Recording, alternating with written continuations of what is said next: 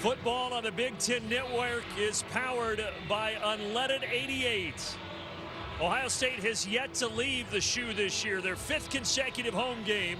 And today they welcome in the Rutgers Scarlet Knights, who are coming off their first loss of the season last week against the Iowa Hawkeyes.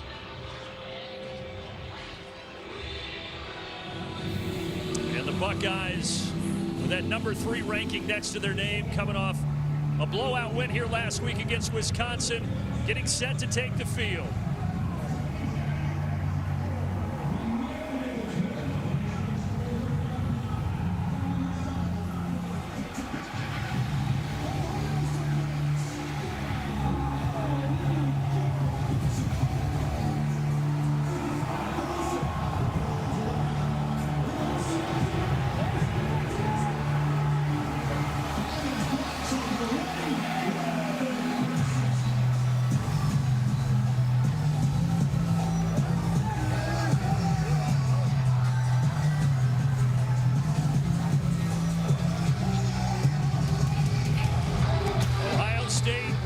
Over Notre Dame, Arkansas State, Toledo, and Wisconsin have yet to truly be challenged late in a game.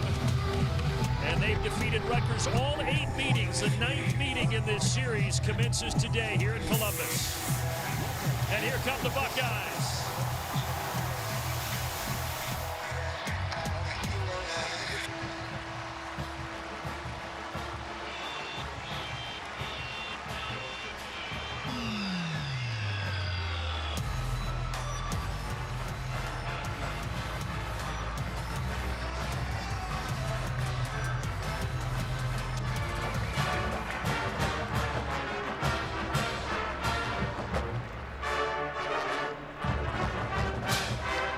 C.J. Stroud and the Buckeyes getting set to go. It's also homecoming here today in Columbus. Sellout crowd yet again of over 100,000 at the Horseshoe in week number 5 of college football.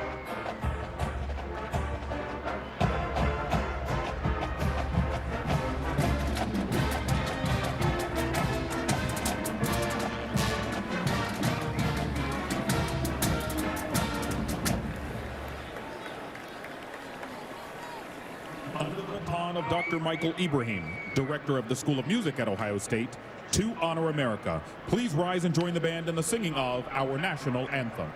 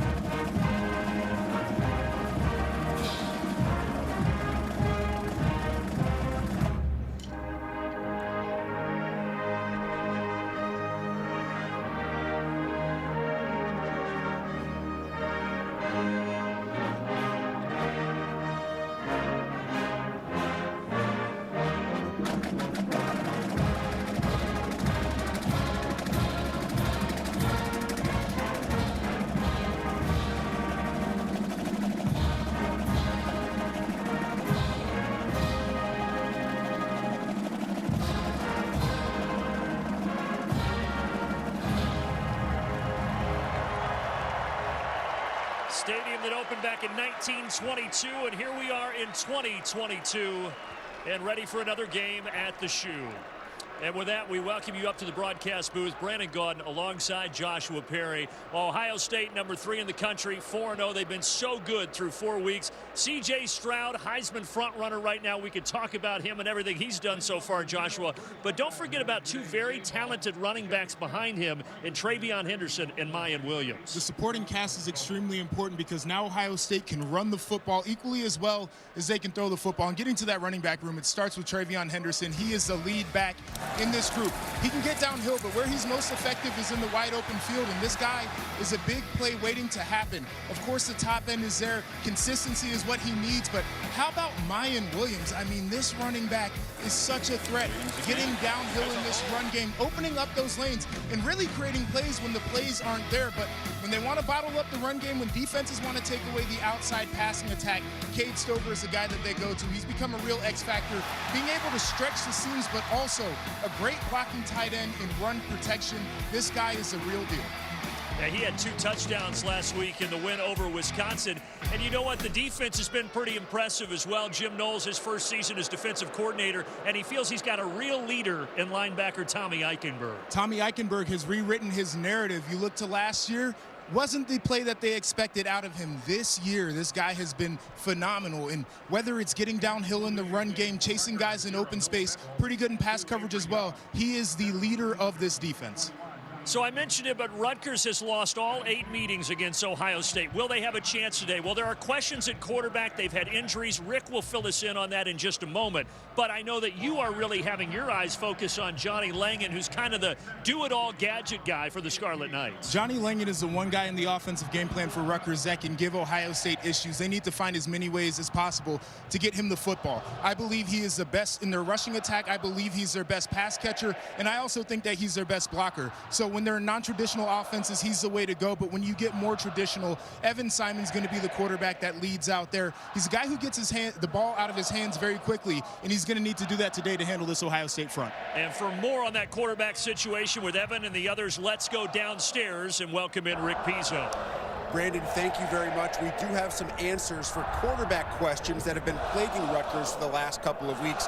Evan Simon is most likely to get the start today. Took most of the reps with the number ones during warm-ups. Remember, comes off a 300-yard passing performance in the loss to Iowa. Noah Vedral, who did not play in that game and who has been dealing with an upper body injury almost all season long, was a full participant in warm-ups. He looked fine, but I'm told by Rutgers that he is available but not expected to play. That could be significant because the other quarterback in the mix, Gavin Wimsatt, is in street clothes, traveled with Rutgers to Ohio State, but did not dress and is unavailable to play today.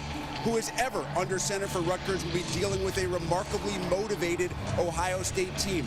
Interesting to hear Ryan Day tell me on Friday he and this staff have taken a calculated approach to coach with an edge over the past few weeks. Every game, every play.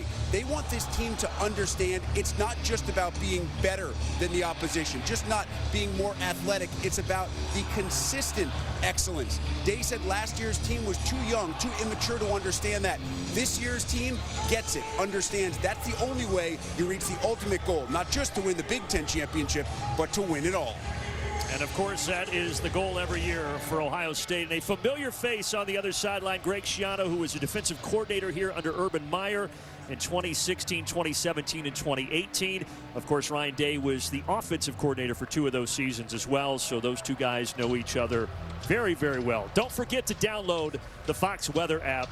Mid-60s, cloudy skies, a little bit of a breezy day with the remnants of Hurricane Ian southeast of here.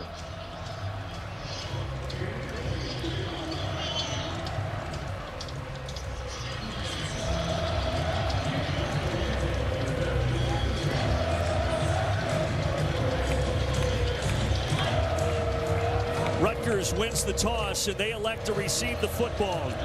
Jaden Fielding has it teed up. Cruikshank is back deep, and off we go. Week 5 from the shoe.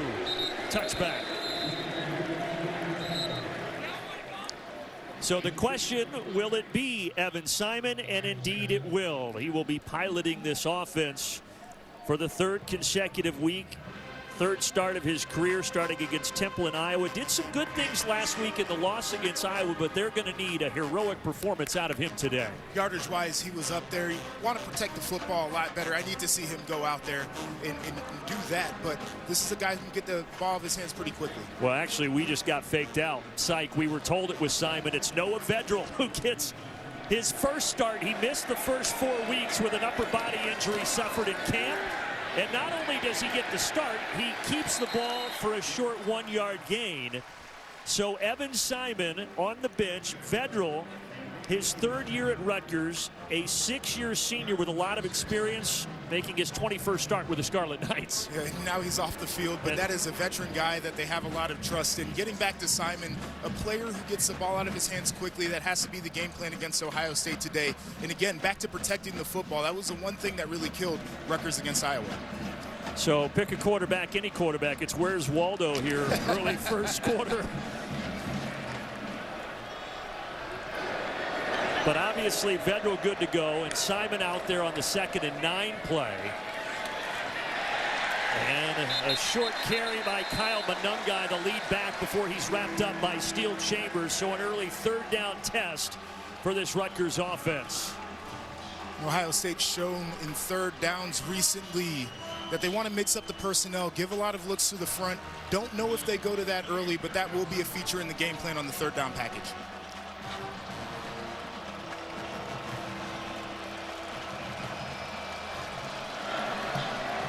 Simon still in the game. Langan in motion, the tight end.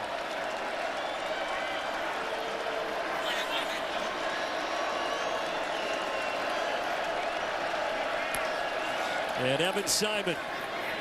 Pocket collapses. He's going to take off. And he stretches, but he's going to be a little short. About a yard and a half shy of the marker. And would Greg Schiano dare go for this? No, he will send out the punting unit. And I'm guessing if you're Greg Schiano, just showing Noah Vedral, Joshua, on that first play keeps the defense guessing a little bit. You want to put as many items on the menu as possible. Rutgers offensively has to show some diversity to keep Ohio State on their toes. It's a Rutgers team that got off to the 3-0 start with wins over Boston College, Wagner, and Temple, and then lost last week to Iowa at home 27-10. Adam Korsak, 5th-year starter. This is his 291st career punt. And it's dropped by Abuka. And Rutgers has it. Melton jumps on it. How about a break for the Scarlet Knights right off the bat here? Emeka Abuka, star wide receiver and a very good returner, muffs the punt. Emeka Abuka now is seen as a veteran player on this team. One of the cardinal sins in special teams as a returner: do not go backwards to try to field a punt. Bad things tend to happen. And Rutgers, with great coverage right there, able to drop right on the ball. But this is a play Abuka's going to want back. You can't make critical errors like this in the special teams game. Abuka was actually listed on the pregame injury sheet as a game-time decision. There was no injury designation as to what is bothering him. But his first touch today, he bobbles, and Rutgers has the football. Keep in mind, I mentioned it's a breezy day. You wonder if the wind also was wreaking havoc on Abuka.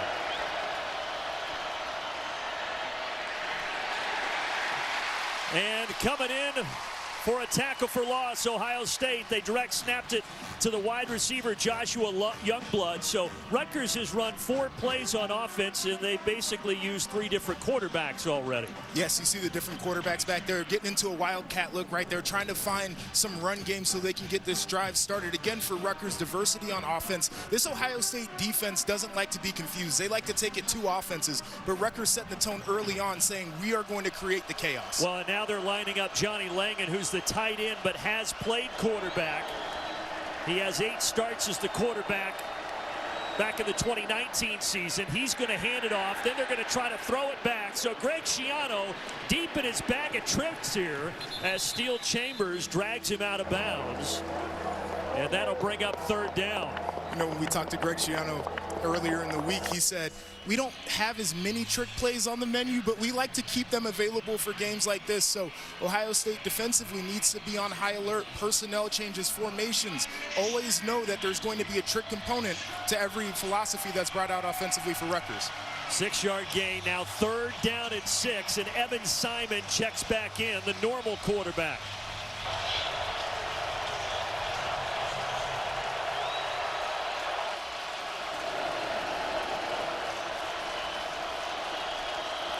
Rutgers has struggled so far this year on 3rd down. Simon going for the end zone, caught, touchdown, Sean Ryan hauls it in. And the Scarlet Knights strike first after the mutt punt by Emeka Abuka. They cash it in on a 14-yard touchdown strike to Sean Ryan.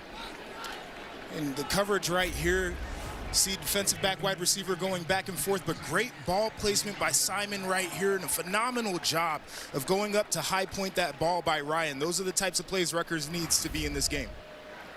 Sean Ryan, the fifth-year senior, first season at Rutgers, his third different school, and it's the first time he's been in the end zone as a Scarlet Knight. Extra point is up and good by June McAtomney. And Abuka couldn't handle the punt. Rutgers and Max Melton jump on it, and a few plays later they're in the end zone with a 7-0 lead. Simon didn't technically get to start, but he does throw the touchdown pass.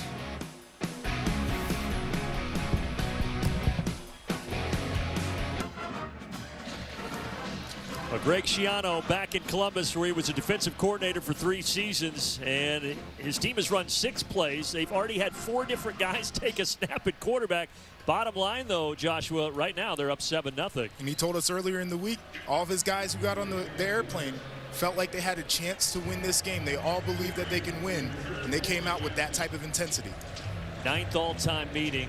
Ohio State has won the first 8. And look at this!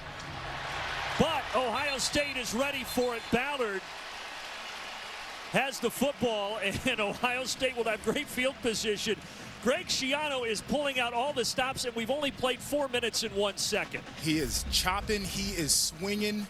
I'm telling you, going for an onside kick in this situation, trying to capture some momentum, totally understand it. And this Ohio State offense can score from any position in the field, so not the worst gamble in my mind, but boy, is he getting aggressive early.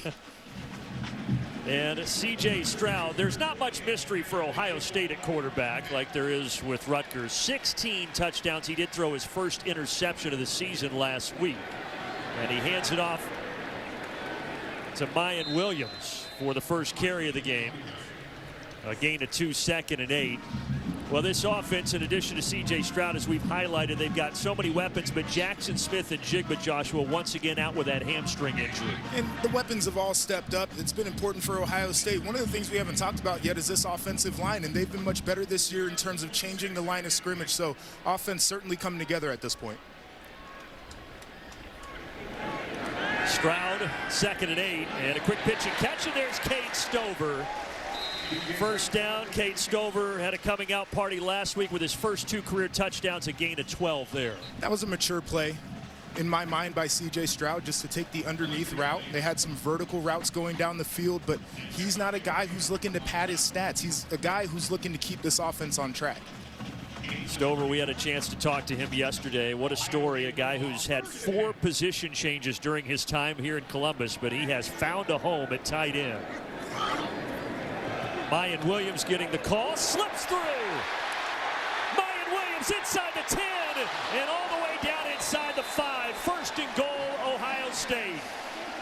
Oh, man, Mayan Williams talked about it off the top. I mean, this guy is so good downhill.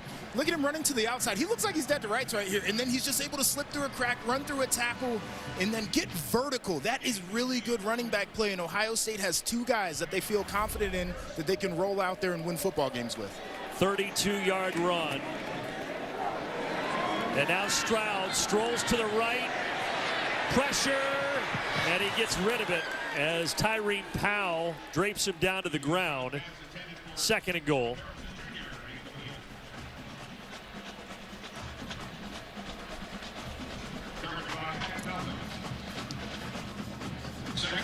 C.J. Stroud, the 16 touchdown passes he already has, tied atop the country for all quarterbacks. He right now is the leader, although it's only through 4 weeks, to win the Heisman Trophy. He hands it to Williams. Williams lowers his shoulder, and he's in. Touchdown, Ohio State.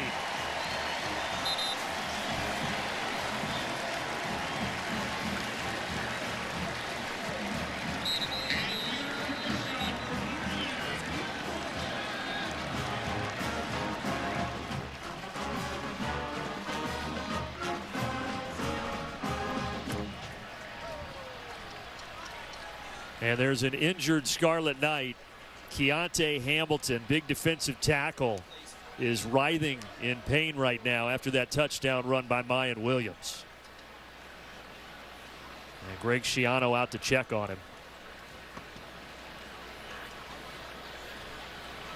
A sophomore from D.C. who worked his way into the lineup this year. And hopefully he's okay here.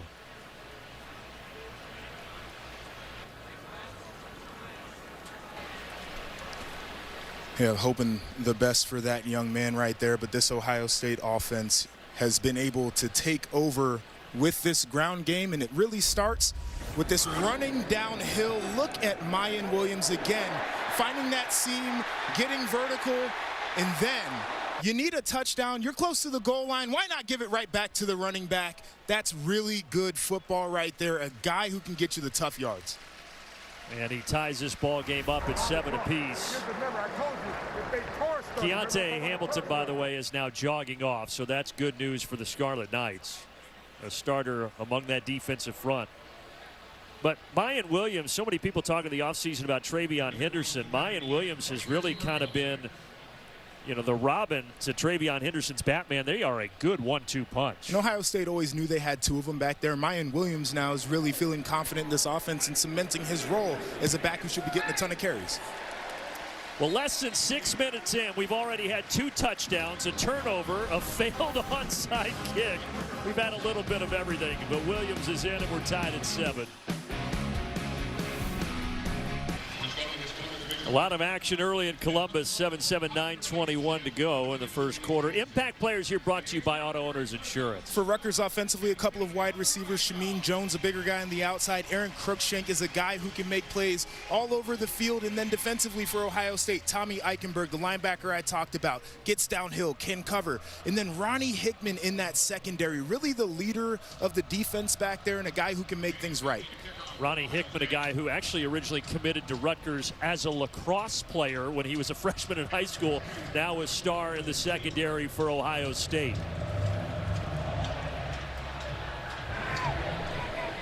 From a yard deep, and Cruikshank, one of those impact players, will take it down to a knee.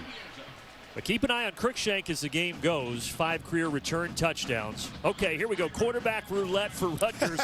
They've run 6 plays and 4 different guys have taken a snap. We'll see who starts this drive for Greg Schiano's crew.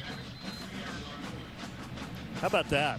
I personally have never seen this in a football game. I don't know about you. I have not either, but you do what you think is best to go out and get wins. It is Vedral. Vedral is their most experienced quarterback. And again, he missed the first 4 games due to an injury that he suffered in camp. So this is his debut, and he's going to run it again. So he came in the first play of the game, had a 1-yard run. Here he runs it for 3 yards. And Ohio State has to have answers for a quarterback run. We talked to Jim Knowles about this. He said when he installed the defense in the spring, he had answers built for each style of offense that they would see. So now you have to go to the answer book, quarterback run. How do you respond to it? Noah Vedral was the starter when these two teams met last year in Piscataway. He had a touchdown, 3 interceptions, and was 16 for 26 passing in that loss.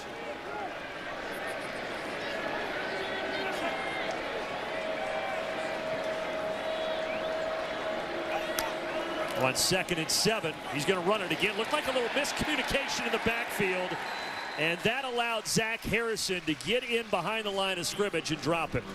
And for Rutgers, you can't have the miscues on the snap. You're going to see right here, certainly miscommunication at the mesh point. Allows Ohio State time to get that penetration. Zach Harrison able to finish off that play. 3rd down at 7. And now it's Evan Simon in at quarterback.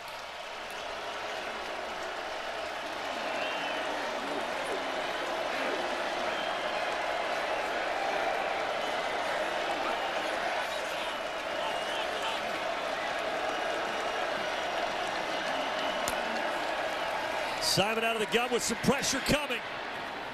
Lets it fly, nowhere near, out of bounds. Coverage was strong by J.K. Johnson. And Rutgers will punt the football. And I mentioned in the first drive, Ohio State showing these guys up front. They had 6 guys on the line of scrimmage playing some single coverage back there, and it's tough for Simon to really settle into the pocket, find the guy that's open, and deliver an accurate ball. This is where this Ohio State defense has evolved to. And you saw number 51, Mike Hall Jr., get in there and hit the quarterback, Simon. They really think that he has emerged among that D-line.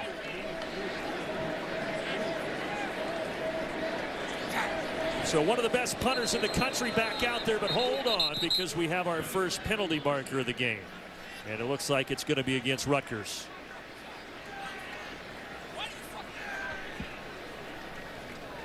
Ron Snodgrass, our referee. Very fitting start to the game that Ron Snodgrass's mic would not be working, I would say.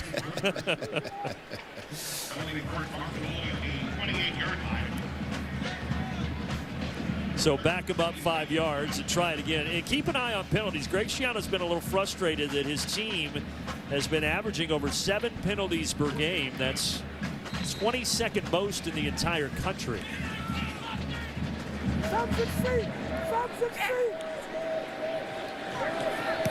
Corsack, the Australian punter, boots it, and another risky catch for Abuka. You can kind of see that wind is wreaking havoc. It was blowing behind the punter, and Abuka had to track it down like a center fielder. 51-yard punt. Auto Owners Insurance bringing you the impact players on this side of the ball, Joshua. Offensively for Ohio State, Julian Fleming at wide receiver, strong wide receiver. Kate Stover is the X factor on this offense now. And then flip it to Rutgers defensively. Christian Izian is a safety who's going to play at all levels of the defense. And Aaron Lewis on that defensive line, a guy who is strong at the point of attack and has a high motor to finish plays.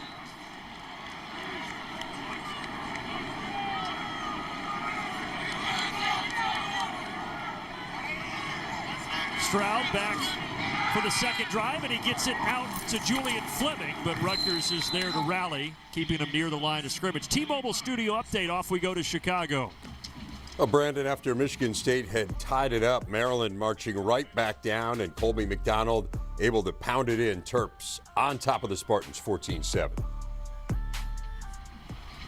Okay, Dave, and the Spartans, a team reeling a little bit, trying to get back on track. Minnesota got them really good last week in East Lansing. 7-7 with 7 minutes left in the opening quarter. Pass underneath Mayan Williams, and he steps out of bounds around the 30. So it's been a while since all of these teams won in these locations. And how about Illinois not only winning at Wisconsin, but dominating the Badgers? I'm not necessarily shocked by that outcome. I think Illinois is a better football team right now. Brett Bielema is a heck of a coach, obviously motivated going back to Madison. That is a huge storyline coming out of the West, no doubt. And Minnesota was off to such a good start. I mentioned their win against Michigan State. Well, they get beat by Purdue today at home. 3rd down and 8. Stroud complete. 1st down and more. There is Abuka. And oh, the ball came out at the end, but was he down? They're going to say, I believe he was down. Yes. Gain of 27. Remember, Abuka fumbled the punt earlier. That's his first catch of the day. He's got to settle into this game plan. You got to get ruling on the field's runners down for a 1st down. Got to get those negative plays out of your head and just settle in. He leads the team in receiving with 442 yards and 5 touchdowns coming into this one. And there's the other guy that is really good, Marvin Harrison Jr. He's going back to this one just to see that they got it right. Yeah. That he was clearly down. He's got control of that football. But he and Marvin Harrison, without Jackson Smith and Jigba, those have been the 2 guys that have really stepped up at wide receiver. And Marvin Harrison Jr. is obviously talented, but Kevin Wilson told us he's a great practice player too, and that's making the difference for him at this point. Each of those guys with 5 touchdowns already this season. Back to the ground at Mayan Williams. So we've yet to see Travion Henderson, but it's Williams who had the touchdown run, and here he picks up the 1st down.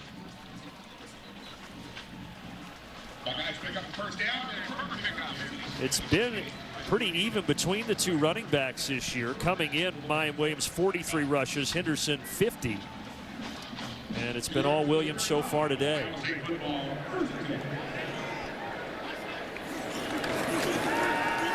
Stroud off the play fake. And incomplete. In front of Harrison. Let's go down to Rick Pizzo.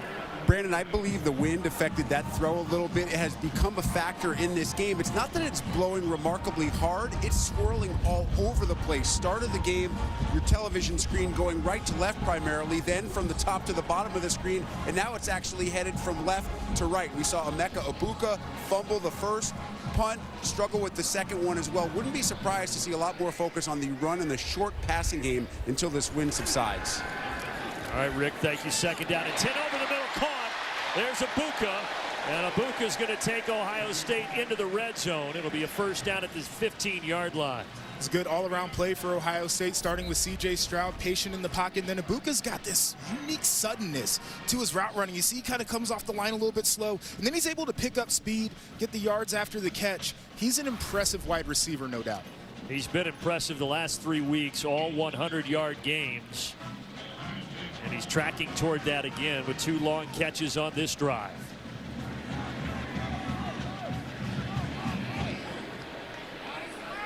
Stroud hands it off this time.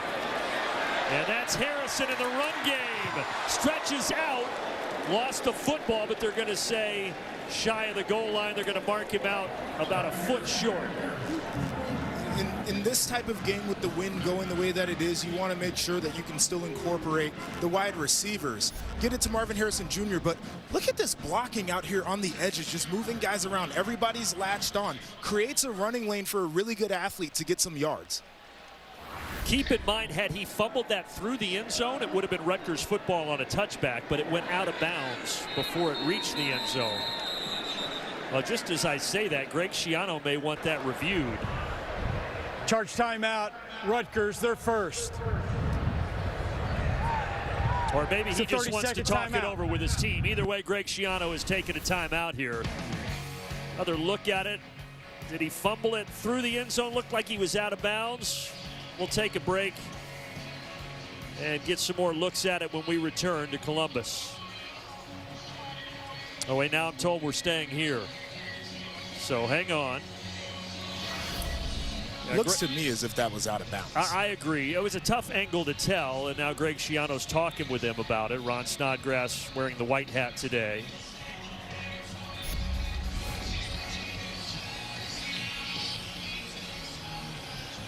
Yeah, I mean, I think it's pretty clear. I believe so, too. The correct call, which would put Harrison down around the 1-yard line for first and goal. Good time to welcome in Mike Pereira. Mike, it looks to us like this ball clearly was out of bounds and not fumbled through the end zone. What's your conclusion?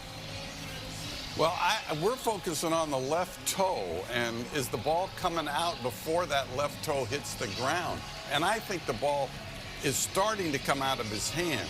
So if that's the case, you've got to take a look now and see if the ball broke the plane before the ball came out of his hands.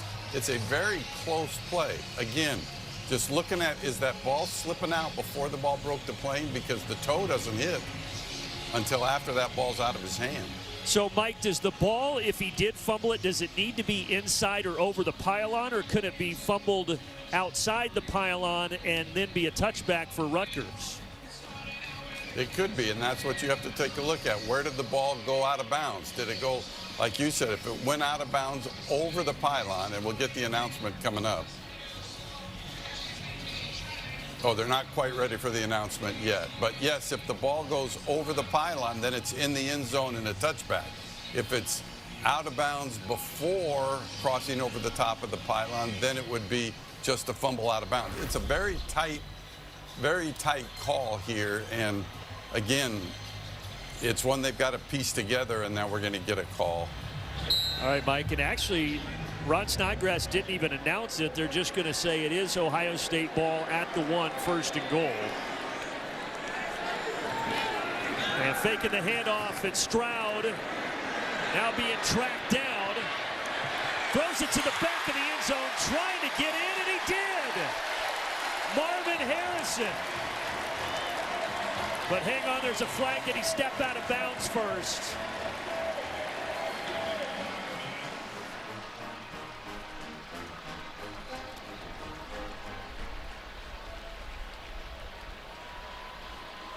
See the officials without their hats on.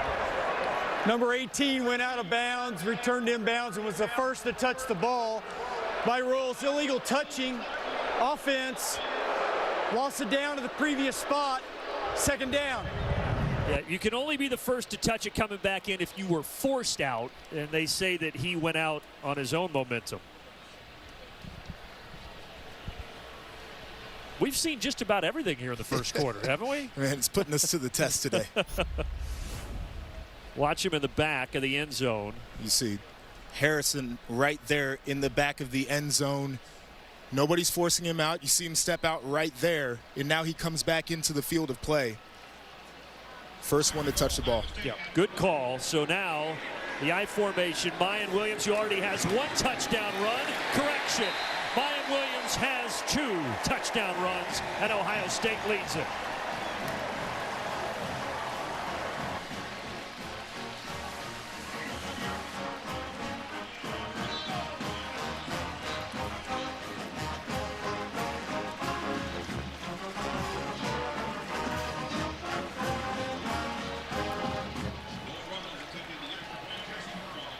So a pair of touchdown runs for Williams. He only had 3 rushing touchdowns all of last season. He now already has 5 in less than 5 weeks here in 2022. Extra point good by Noah Ruggles, and it's 14-7 Buckeyes. And I'm just going to keep beating this drum. You talk about getting downhill. Look at the finish on this play. Running through a guy in the end zone.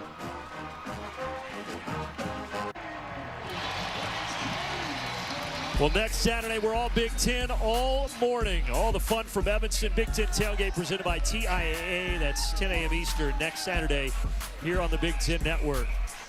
Mayan Williams, 2 touchdown runs. Travion Henderson, we just got word, was actually a game-time decision.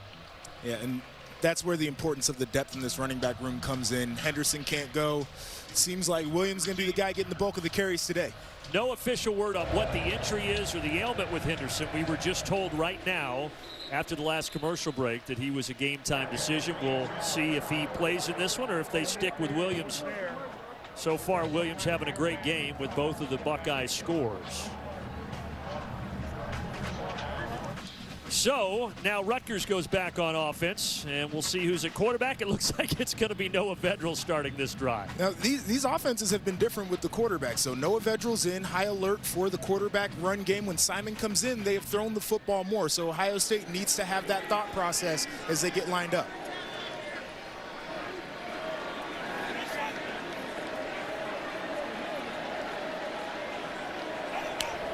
So Vedral is going to fake the handoff and keep it again. You said it. Every time Vedral has touched it, he has run the ball so far. He has yet to pass it. There he picks up 6.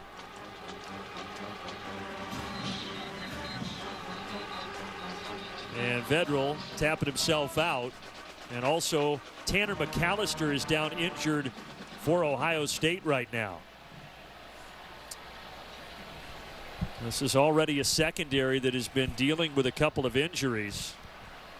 And we'll be back in 30 seconds to talk more about it.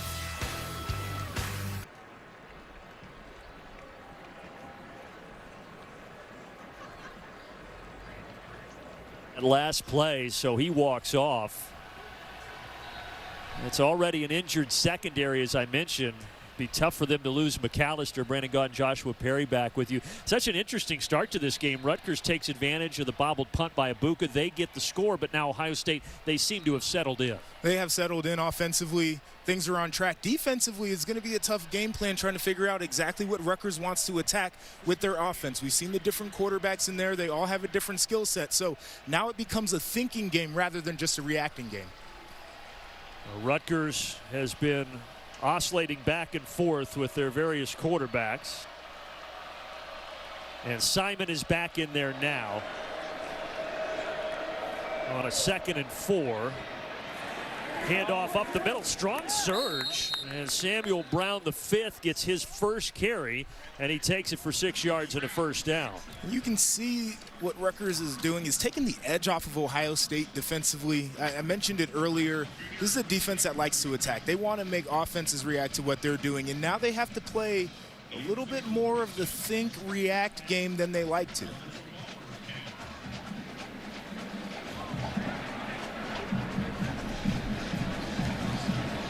A lot of different things. We talked about, Greg Schiano, what he's doing offensively. The mastermind of the offense is Sean Gleason in his third year as offensive coordinator.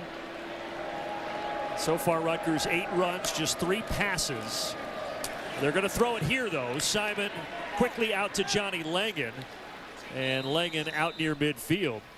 But Sean Gleason, who when he came to Rutgers, he had come from Oklahoma State where he was in 2019. So the chess match today is he goes against Jim Knowles, who was the defensive coordinator with him in 2019 at Oklahoma State. And this 3-safety defense that Jim Knowles runs is very complicated. It's tough to get a beat on. So Gleason has experience going up against that in practice. He probably has more answers than other coordinators typically would coming into a game like this. So now we're starting to see the chess pieces unfold here. And Gleason seems like he's got a pretty good beat on how he wants to attack this Ohio State defense. Knowles a few more years in the coaching ranks at 57 years of age. Gleason yet to reach 40. And trying to hand it off again, but Ohio State's run defense is stout there as they drop Samuel Brown. Teron Vincent the first to get their loss of 2.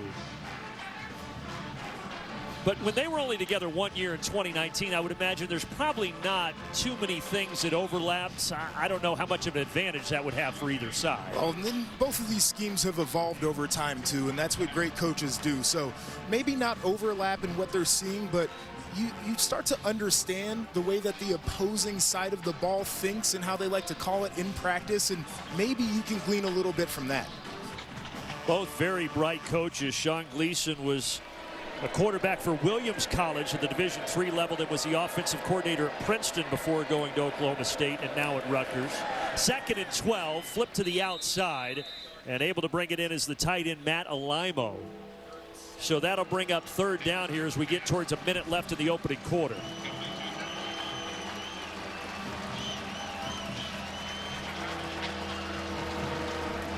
Well, some pass rushing bodies coming onto the field. Zach Harrison subbing into the game. This is a situation where Ohio State certainly likes to heat it up. You got a 3rd and longer.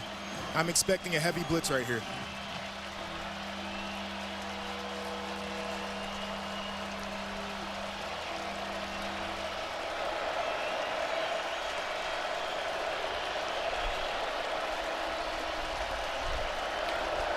Ohio State just brings 4.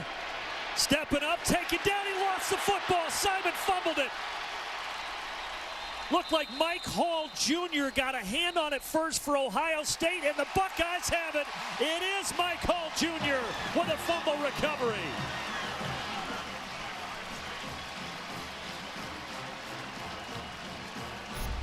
Boy, and Mike Hall Jr. came onto the scene the first couple of games of this year. A little banged up, production's gone down, but look at him just swiping that football out there. Great players always have awareness of where the football is at. It's a heads-up play, gives Ohio State a short field here and an offensive opportunity. So Harrison, the former top defensive end in the 2019 class, jars it free, and then Hall, the redshirt freshman, jumps on it. And Greg Schiano talking with his quarterback after the miscue. And Rutgers went from up 7-0 to now Ohio State up 7 with the ball near midfield.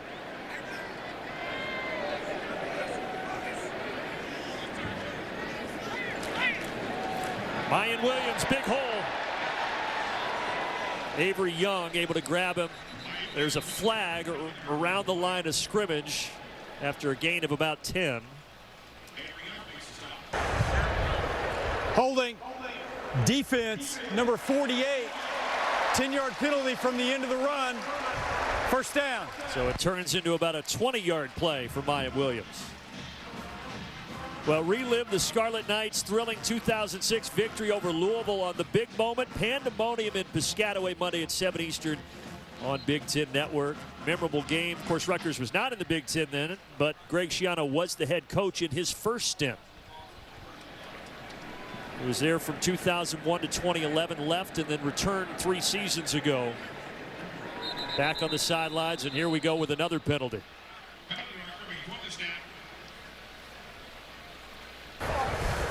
False start. Offense number 74. 5-yard penalty, first down. Well, that one's on Donovan Jackson, so 3 seconds left in the quarter and make it 1st and 15.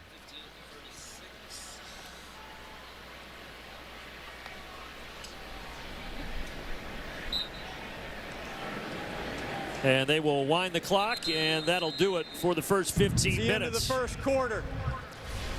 Entertaining first 15 minutes, that's for sure. Rutgers got on the board first, but Ohio State would strike back, and they lead at 14-7.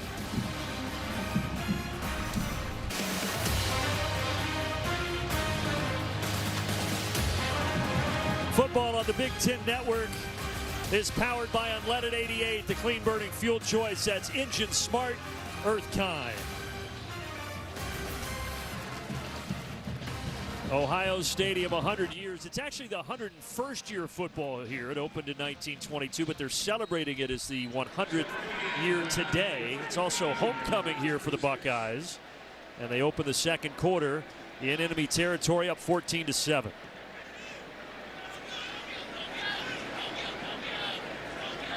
First and 15 because they had the penalty and then a bad pass in front of Marvin Harrison Jr. T-Mobile studio update. Here's Dave Revson again. Brandon, Penn State has taken the lead on Northwestern. Brenton Strange, his 3rd touchdown reception in the last 2 games. Nittany Lions have held the Wildcats to 13 total yards. It's 7-0. All right, Dave. Continue to keep our eye on that. The rest of the scores around the league. As the 3rd-ranked Buckeyes have a 2nd down and 15.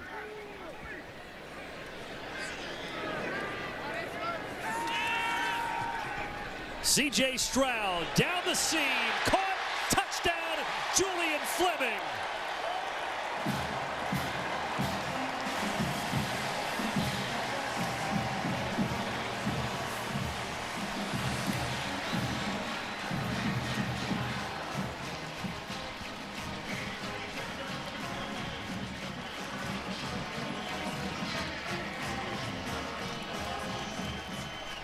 A 36-yard touchdown pass for C.J. Stroud. He now has 17 of those this season with just 1 interception. That's a pretty good ratio, right? It's not bad. Ohio State also has 2 touchdowns now in their last 4 snaps as Ruggles adds the extra point.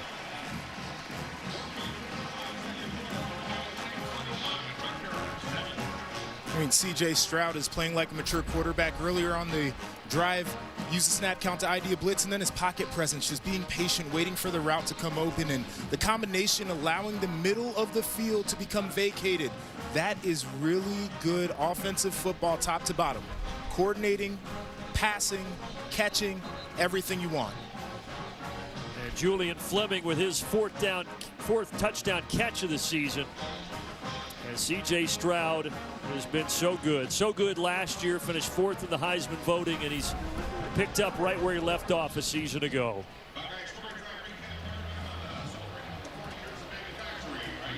So the last 3 games, 18 drives, 13 touchdowns, and today 3 drives, 3 touchdowns. That's pretty efficient on offense. Efficient would be the word I would use there. That is correct, Brandon. I mean, it has been so, and we talk about all the talent that they have at wide receiver and running back, the quarterback, yes, but you still have to execute. And they've done it week in and week out so far.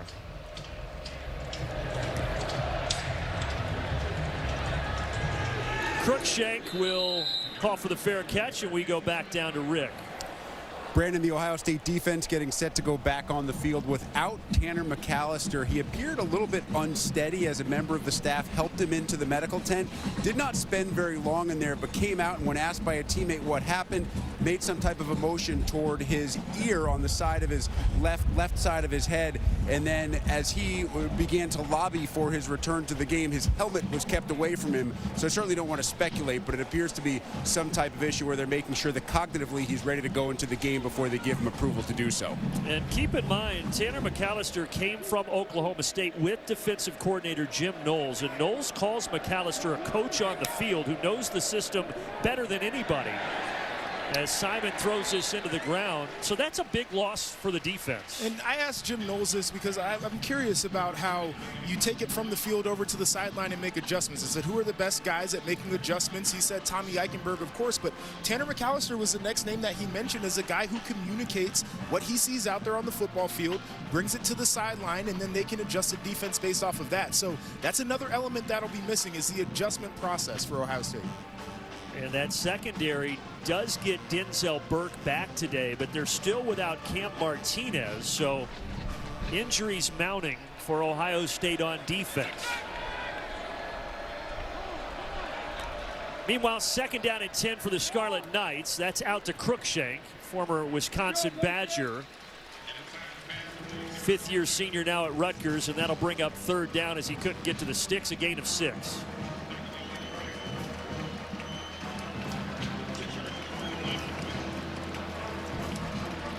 Feel like this is a third down conversion right now, Joshua, that Rutgers could really use. As efficiently as Ohio State is playing offensively, possessing the football is important. Want to make sure that you can get some time of possession. Ohio State gets less chances out there. So critical play call and execution has to be on point.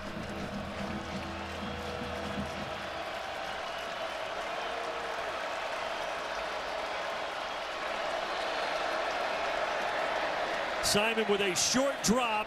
Flag flies, almost intercepted by Denzel Burke. Wearing a new number today. He was number 5. He switched to number 10, his old high school uniform number this week. Offside. Defense, number 44, lined up in the neutral zone. 5-yard penalty results in a first down. So Rutgers gets a break. That's on JT Tuimoloau, and the Scarlet Knights keep it. Yep, and there he was right there at the top, just lined up in the neutral zone. Those guys up front have a hard time sometimes seeing whether they're lined up over the ball, whether they're off enough. Linebackers maybe have to communicate. But you have to be aware of your location on the field. It's an easy conversion for Rutgers.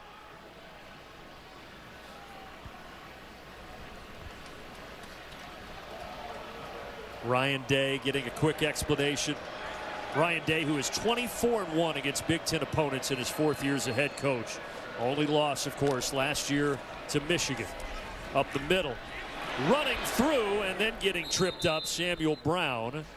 First down gain of 11.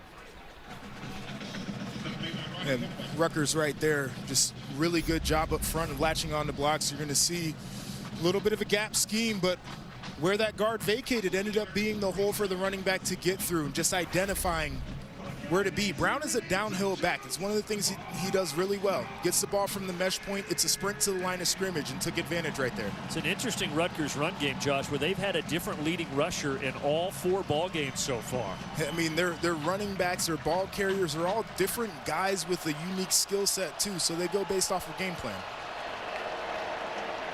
Brown has been the bell cow so far today, and the freshman from Philadelphia gets it out to midfield with a gain of 3. Well, for the biggest Big Ten experience, there's no plus like home. The Big Ten Plus app, powered by the Big Ten Network. Download it and subscribe now. Greg Schiano, most wins in Rutgers history, 79 of them. He passed Frank Burns a couple of weeks ago with a win over Temple. Trying to pull off the stunner today, but his team already down a couple of scores here in the second quarter.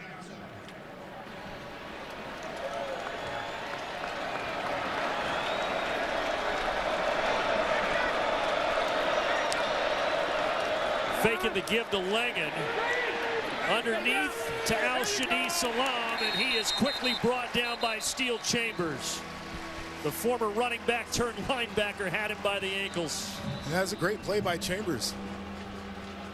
This looks like we got a Buckeye down on the field. Yeah, I think Tyleek Williams is down at the end of this. But just a great play in recognizing where it was going. So much misdirection, and then to be able to hold on for the tackle, that's difficult work too. Timeout on the field. That is the big 320-pound defensive tackle, and we'll step aside. Tuesday, it's the season premiere of The Journey. Learn how Blake Corum trains to be Michigan's workhorse running back. Meet Iowa punting sensation Torrey Taylor as well. It's a Journey premiere presented by Auto Owners Insurance. That's Tuesday, 6 Eastern, Big Ten Network.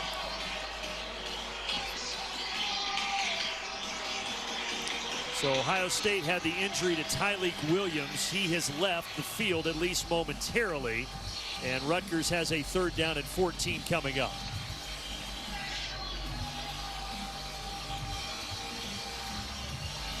But with all the quarterback shifting early, it seems like Evan Simon ultimately is going to be the guy to settle in here.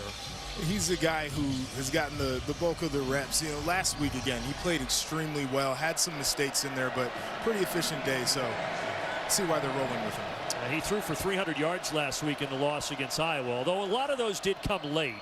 Swing pass on the outside here. There's Salam. He needed to get 14 yards, and he only got about 2 or 3. So the Scarlet Knights will punt it back to the Buckeyes.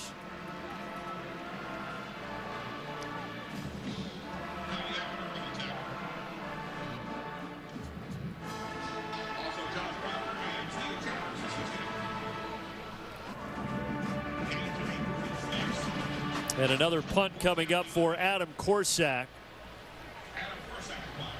who is just 30 punts away from setting the all-time Big Ten record for 326 punts in a career.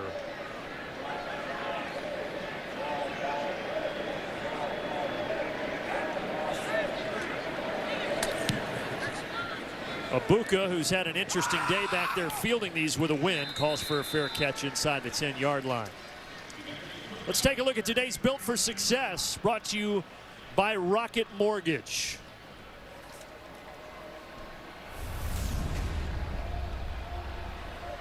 And it is this matchup. Ohio State, I mentioned they're 8-0 against Rutgers, and all of the wins have been very convincing.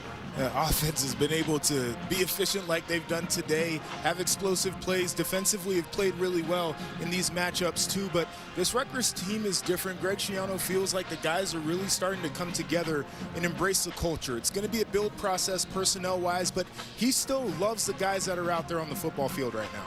Incredible that Ohio State is 3 of the top 5 on that list as far as margin of victory.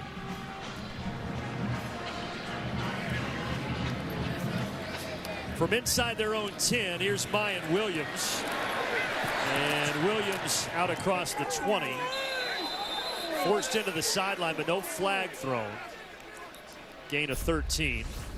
I mean, just look at this offensive line building a wall. They're getting vertical movement. It's something that Kevin Wilson talked about. And when you have a back as good as Mayan Williams, all you need to do is get a little bit of displacement on the defensive line, and he's able to take advantage of it. That is one of the more mature parts of this team from last year, is the way they've developed on the offensive line.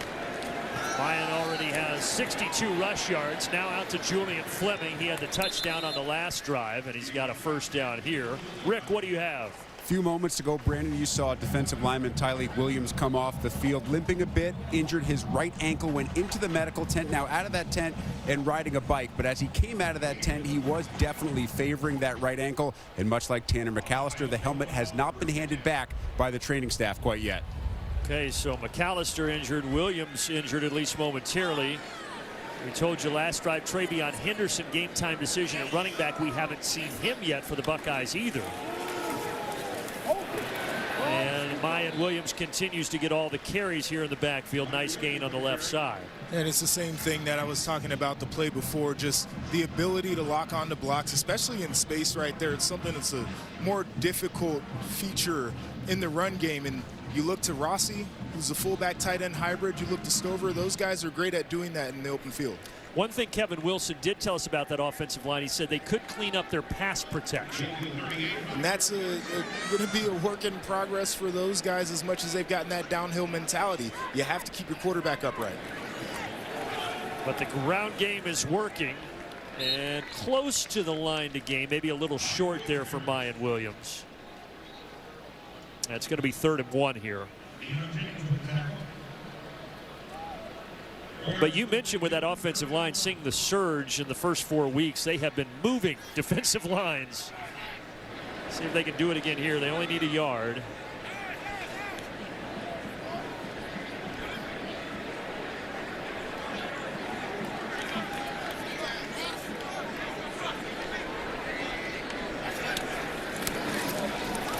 Hand it to Williams, no problem. Needed one, he got three out to the 45.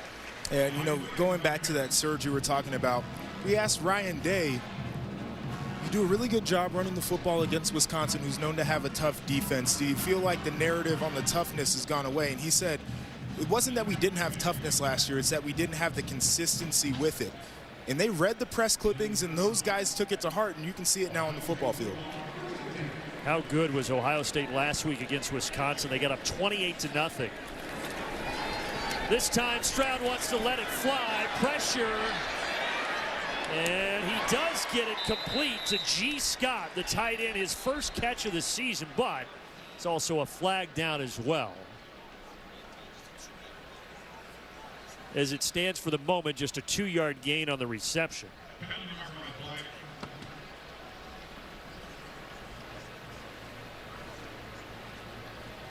Official with his hat off. Wonder if G. Scott stepped out of bounds.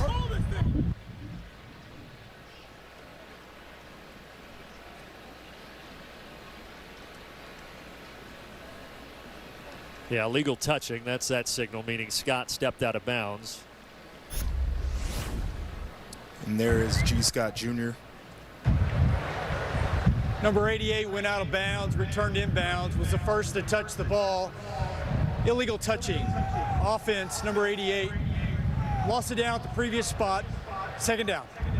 So G. Scott will have to wait for his first official catch of the season, as that one will not stand.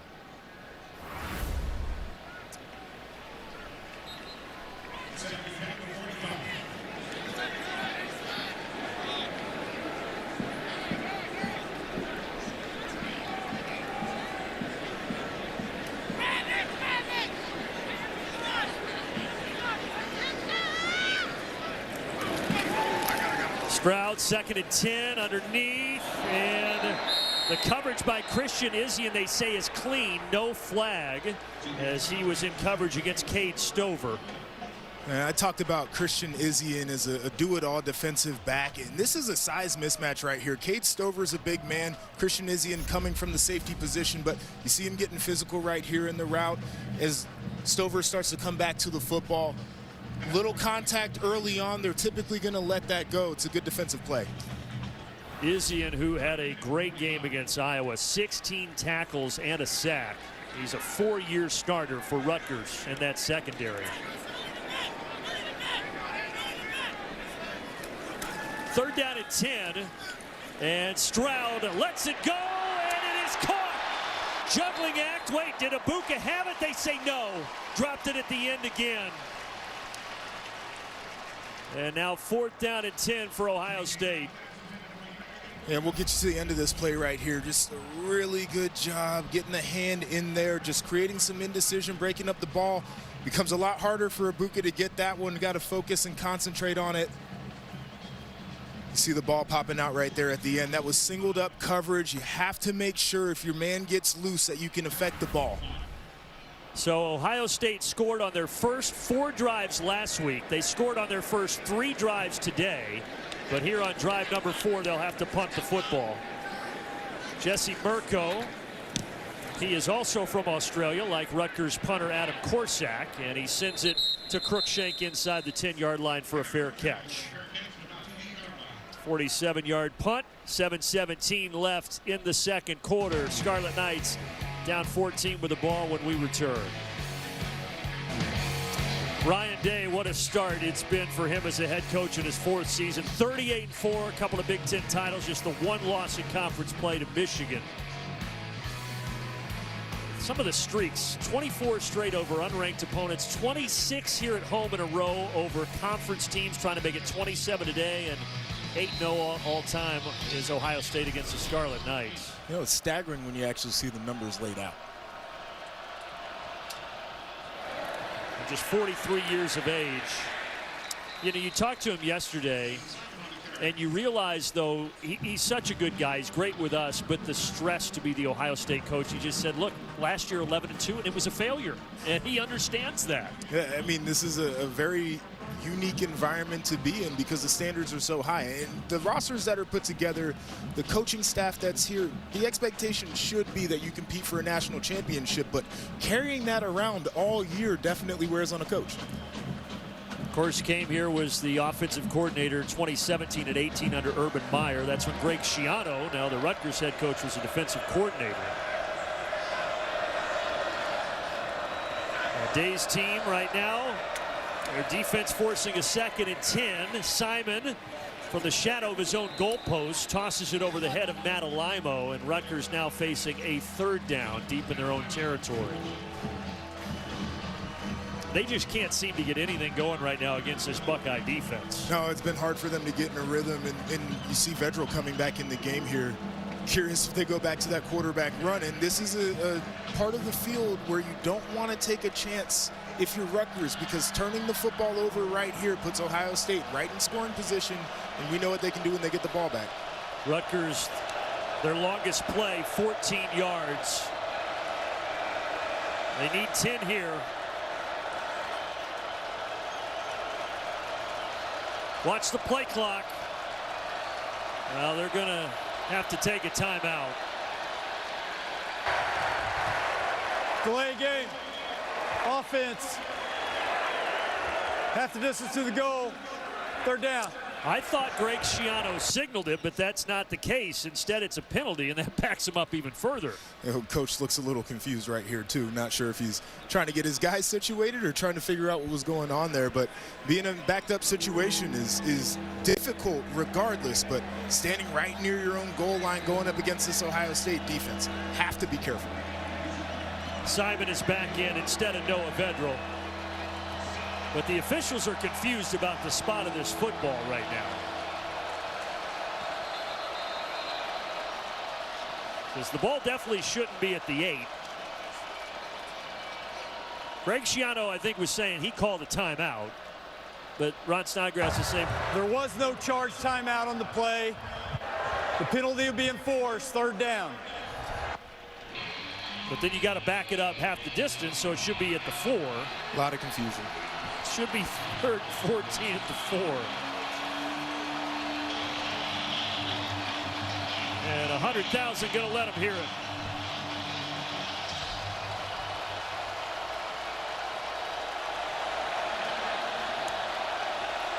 Simon going to try to take off. Nowhere to go. Coming up, Tommy Eichenberg, the captain of that Buckeye defense, to stop him in his tracks.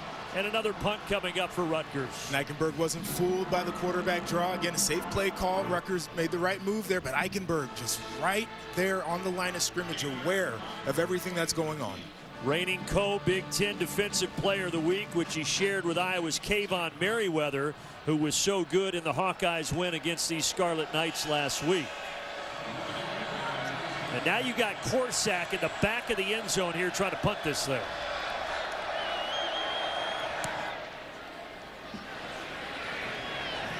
And it's going to take an Ohio State bounce and be down around the 40. Great field position after just a 33-yard boot.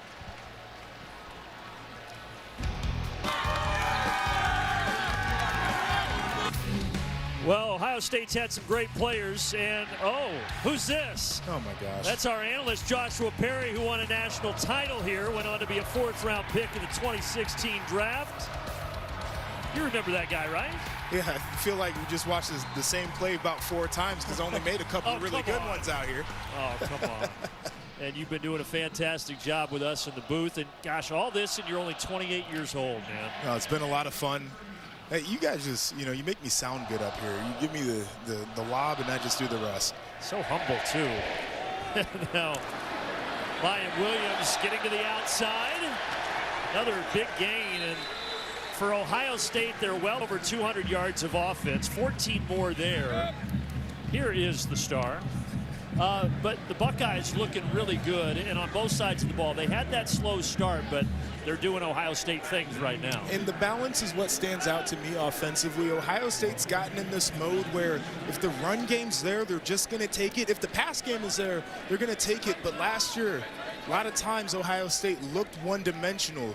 This is an offense that can hurt you with any type of concept. And to that point, the balance today has been good. 102 rush yards, 116 pass yards for Ohio State. This time to the air. Stroud looking end zone, and it hit off the helmet of Melton. He's trying to get it to Harrison Jr., but Melton with the defense. That was really good recovery by Melton. I mean, Harrison is a guy that we know that can make some freaky plays, but you get beat in coverage, you get turned around a little bit, double move, just keep fighting through, and then right off of your noggin. Great recovery right there. That's a player that doesn't quit. Harrison Jr. had the touchdown earlier that was called back because he stepped out of the end zone and almost had another one there, but not to be. Outside to Fleming. Fleming did have a touchdown earlier. He's chucked out of bounds by Melton. Gain of 5, so a third down coming up here for Ohio State.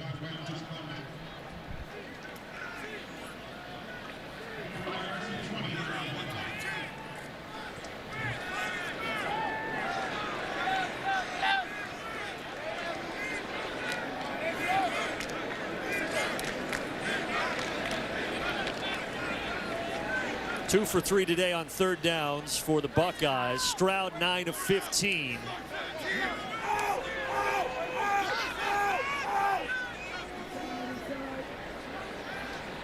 And I think they might use a timeout. Yeah, Ryan Day is going to go over, call the timeout. He wants to discuss things here.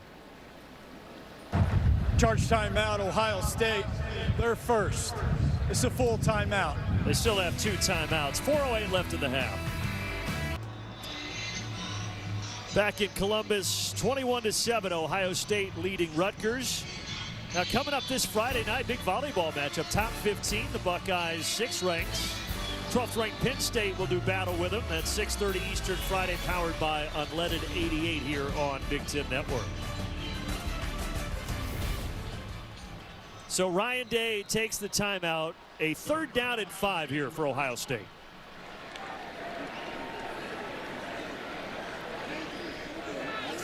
Empty backfield. Rutgers rushes 4, and Stroud throws it complete.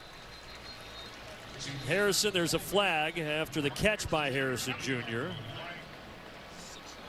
For the moment, it's 6 yards and a first down.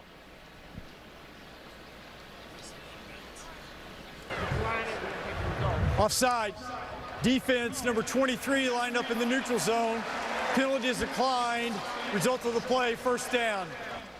So Ohio State will get the first down after all of that. And these pass rushers in the neutral zone today, I mean, you know, we got to have a little more awareness. We've seen it on both sides right now, but Ohio State with the conversion regardless. If Ohio State punches this in, a 3-touchdown deficit intermission feels a lot bigger than 2 for a Rutgers team that has really struggled to move the football with only 73 yards of offense. Off the play fake. Stroud tosses it down the sideline for Mitch Rossi, but there's a flag, and it might be interference. He also stepped out of bounds, but was he pushed out of bounds?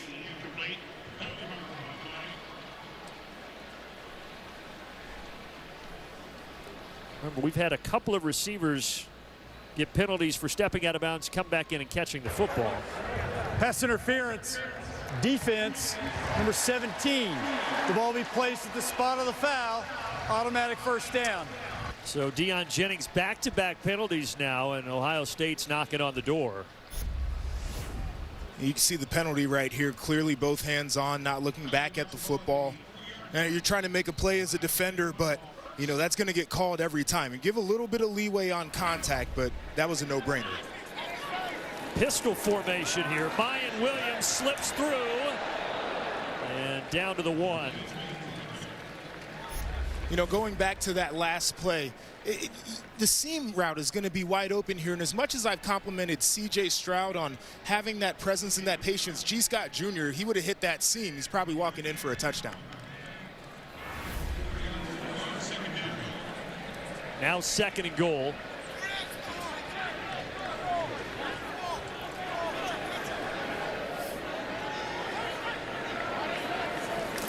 Mayan Williams again.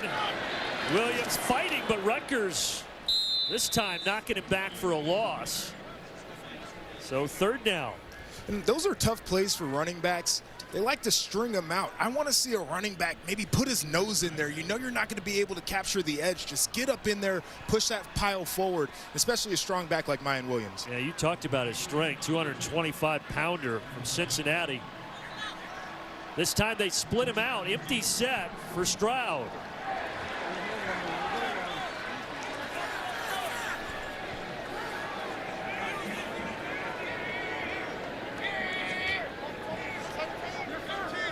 Stroud, 1 touchdown pass today. Looking for a second. Running, being chased. Gets to the outside and just has to step out for a big loss. Not sure why he didn't throw that. And we got another flag coming in. The flag is on the opposite side of the field from where Stroud stepped out of bounds. Loss of 12 there for C.J. Stroud. Holding defense, number 6. Half the distance to the goal. Automatic first down. That's 3 penalties down here that have really, really hurt Greg Schiano's crew. And I know Greg Schiano is going to be miffed about it. I mean, these are the situations where you can't let Ohio State off the hook. And, you know, you're getting these crossing routes. You're going to see right here just grabbing, like, you got to let him go. The ball's going the other way. Have some more awareness to it. Instead, 1st and goal. Stroud rolls out. Stroud tucks it. And he's going to be short. Looked like he was setting up the dive and then got hit and knocked out. 2nd down. Tyreen Powell will be credited with the touchdown saving tackle.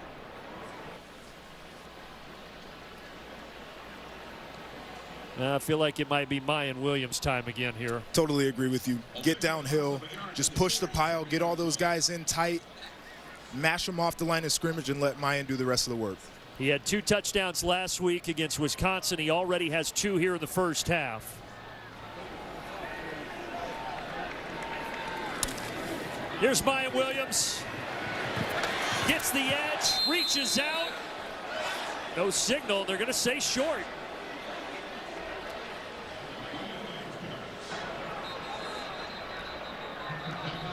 We'll get another look at this, but 3rd down.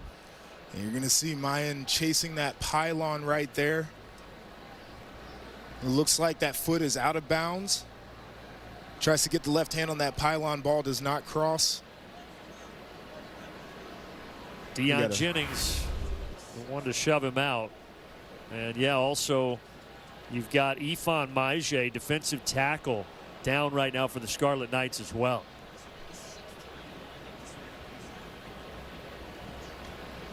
Injury timeout. We'll be back in 30 seconds.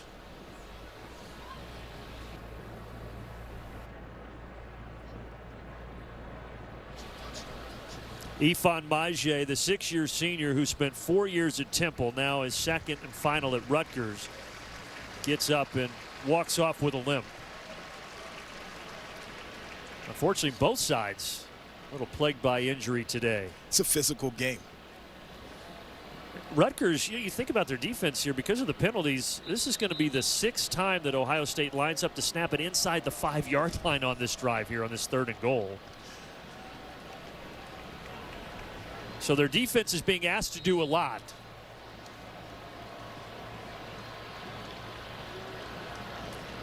Well, Stroud tried to run it in. So did Williams. Where do they go here, Joshua? They got big personnel-wise. You see 3 tight ends out there on the football field. So it's downhill. It's got to be downhill, or they're going to sneak one of those guys out and see if they can't catch Rutgers sleeping. Well, hold on. Whistles. Charge timeout, Rutgers. They're 2nd. Rutgers. It's a 30-second timeout. And Greg Schiano will take the timeout, and we'll step aside for you and Jake, 2 of the young stars in the business. Great. And you'll be back in studio next week. I will. I'm going to miss you. Don't lie, but I'm going to miss you. 3rd down and goal here. Feels like the ball has been inside the 5 for about a half an hour for Ohio State. Stroud's going to sneak it. I don't know that he got there. I'm not sure either. They're signaling that he's a little short. Now, look, I think if you're Ryan Day, you're going for it. You're going for this, right? Yes. Yes. You see it right here. Got a good look at it. You don't see anything coming out the other side of that goal line there. That was short. Crowd is imploring this offense to stay on the field, and they are. Ohio State needs to turn around, hand it to Mayan, downhill, A-gap, B-gap run, push the pile. I might even motion one of those tight ends in to a fullback position. Just get as much downhill momentum as you can get. Ryan Day is going to take his second timeout. Timeout, Ohio State. Their second. 4th and goal. We'll be back in just a... Rutgers scored first. Ohio State has since scored 3 touchdowns to go up 21-7, and now they're looking to do it again here. 4th down and goal. And to reiterate, they've got Rossi in the backfield, exactly what they need to do. 3 tight end bodies in the game. Hand it off to Mayan Williams. Whistles, and now Greg Schiano. No, yep, Greg Schiano's going to take a timeout. Charge timeout, Rutgers. Their 3rd and final timeout. This is a 30-second timeout. I really want to know how long that ball has been inside the 5-yard line. With the penalties, the failed attempts to score, since they got inside the 5, there's been 5 plays, 2 penalties, and 3 timeouts. I don't know if we've seen something. We probably have. It's college football, but I'm not exactly sure we've seen this exact situation. If you weren't with us at the start of the broadcast, Rutgers, the first 6 plays, they had 4 different quarterbacks take snaps. Scoreboard operator, Ohio State has 1 timeout left. 1 timeout left.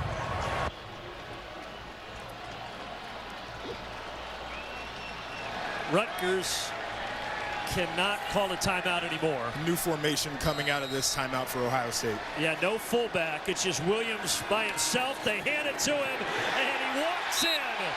3rd touchdown for number 3, Mayan Williams.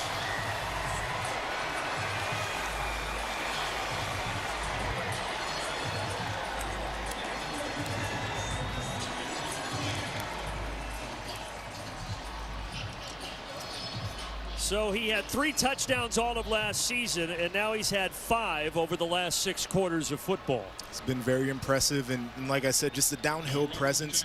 As a former linebacker, those are the running backs you like to avoid because those guys seek contact. They'll bring it right to you, and they don't stop. Extra point good. 28 straight for Ohio State. Mayan Williams, after all of that, untouched. Back at 37. Buckeyes 28 straight unanswered with 48 seconds left in the 2nd quarter. And more football coming up. Hoosiers and Huskers colliding under the lights in Lincoln. Presented by Hampton by Hilton tonight, 7:30 Eastern. Big Ten Network, Fox Sports app.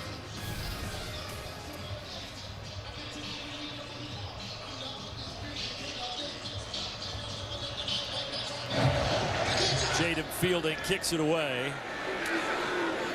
This might be Rutgers' best opportunity. Cruikshank, all Big Ten returner the last 3 years, but only out to the 20. And Mayan Williams has been the story so far, Joshua. He has been the story so far. Trevion Henderson unavailable to go up to this point. And Mayan Williams said, listen, I'll just put the team on my back. You want that physicality, you want that downhill nature, you can have all you want. 3 touchdowns for number 3, and last 3 games 13 for 18. Today 5 drives and 4 more touchdowns for this efficient offense. An offense that came in ranked 2nd in yards, 3rd in points per game, and they're doing it once more here in week 5. Samuel Brown with a run, no timeouts. I don't know how adventurous Greg Schiano wants to be here. Stick around. Reese's Peanut Butter Cups halftime report coming up shortly.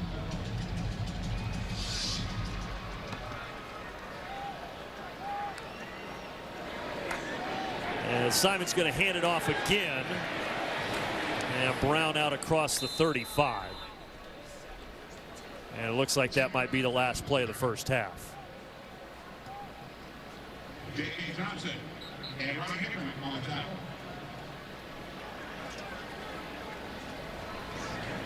Well, they might run one more here. Another give. Steel Chambers is right there to tackle Samuel Brown, and that will write an end to the first half, which saw Rutgers go up 7-0, and then Ohio State rattle off the last 4 touchdowns.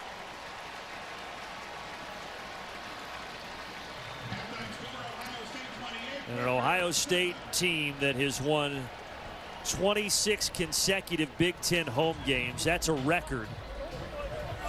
Their last loss here at home in conference play was 2015 against Michigan State, and they're up 3 scores today against the Scarlet Knights. Let's go down to Rick Pizzo. Ryan, why was your team so successful in dealing with that kitchen sink you saw early? 4 quarterbacks, onside kick, trick plays. And we were prepared to expect the unexpected. You know, they're very creative in what they do, so I thought we did a pretty good job overall handling it. Now we got to make some adjustments and play good coming out of the third quarter. You know, we get the ball, so let's see what we can do. Less than 100 yards allowed. What did you like defensively? Just the way we're tackling, running the ball, identifying it. You know, overall, got the big turnover. That was good, and so I think we've won the field position game in the first half. Got to keep it going. Travion scratch right before kick. Anything you can share with us? Yeah, I mean, it's nothing big. It's just, you know, we got to be sure if we're going to put him in the game. We weren't sure, and something that kind of came up, you know, in pregame, so we're going to be careful. Thanks, Ryan. And without Travion Henderson, Mayan Williams led the way with 3 touchdown runs, and Rick hit on it, but Rutgers just 90 total yards of offense there in the first half. Stick around. Reese's Peanut Butter Cups halftime report coming up on the other side of this break.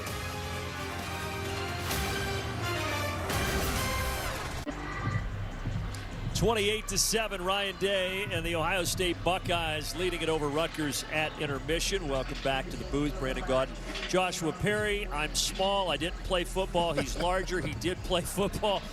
Mayan Williams had more yards in the first half than Rutgers' entire offense. He had 3 touchdowns. He really led the way for the Buckeyes. And it seems like we keep talking about Mayan Williams, but it's important to talk about him because Ohio State last year, the criticism was that they couldn't get the tough yards on the ground. And that's exactly what Mayan Williams provides them. And now they have that edge to where they can be balanced offensively. There's one thing that I would like to see out of Mayan Williams a little bit more is being more of a feature in the pass game, but that's not really what he does. What he does is he lines up in that backfield, gets the ball full speed from the mesh point, and punishes defenders. And 91 of his yards, to your point, were on the ground in the 3 touchdowns in the first half for Williams. Now the quarterback comparison presented by Unleaded 88. For Rutgers, we saw several quarterbacks, but Simon settled in as the guy.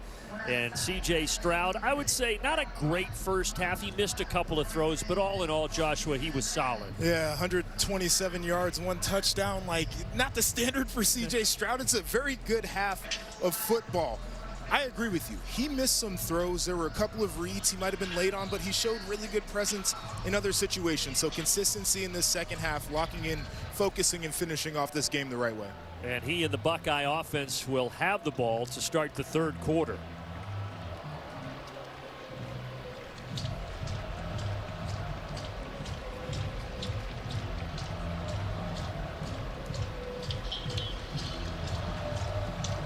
Ohio State 8-0 all-time against Rutgers, and 7 of those 8 victories have been by 35 or more points, and up 21 at intermission.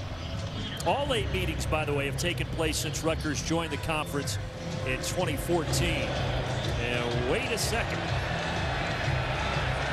What just happened here? Here comes a flag, yeah.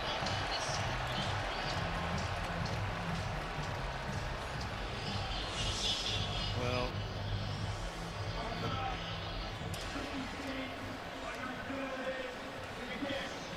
so Jude McIntomney went up to kick it, didn't kick it since everybody else crossed the line. It's a penalty. I'm not sure if the kicker thought that they were supposed to get tricky there and try to steal a possession with an onside kick, because look at his reaction right there. He kind of looks over and then sets up like they had planned maybe to do something.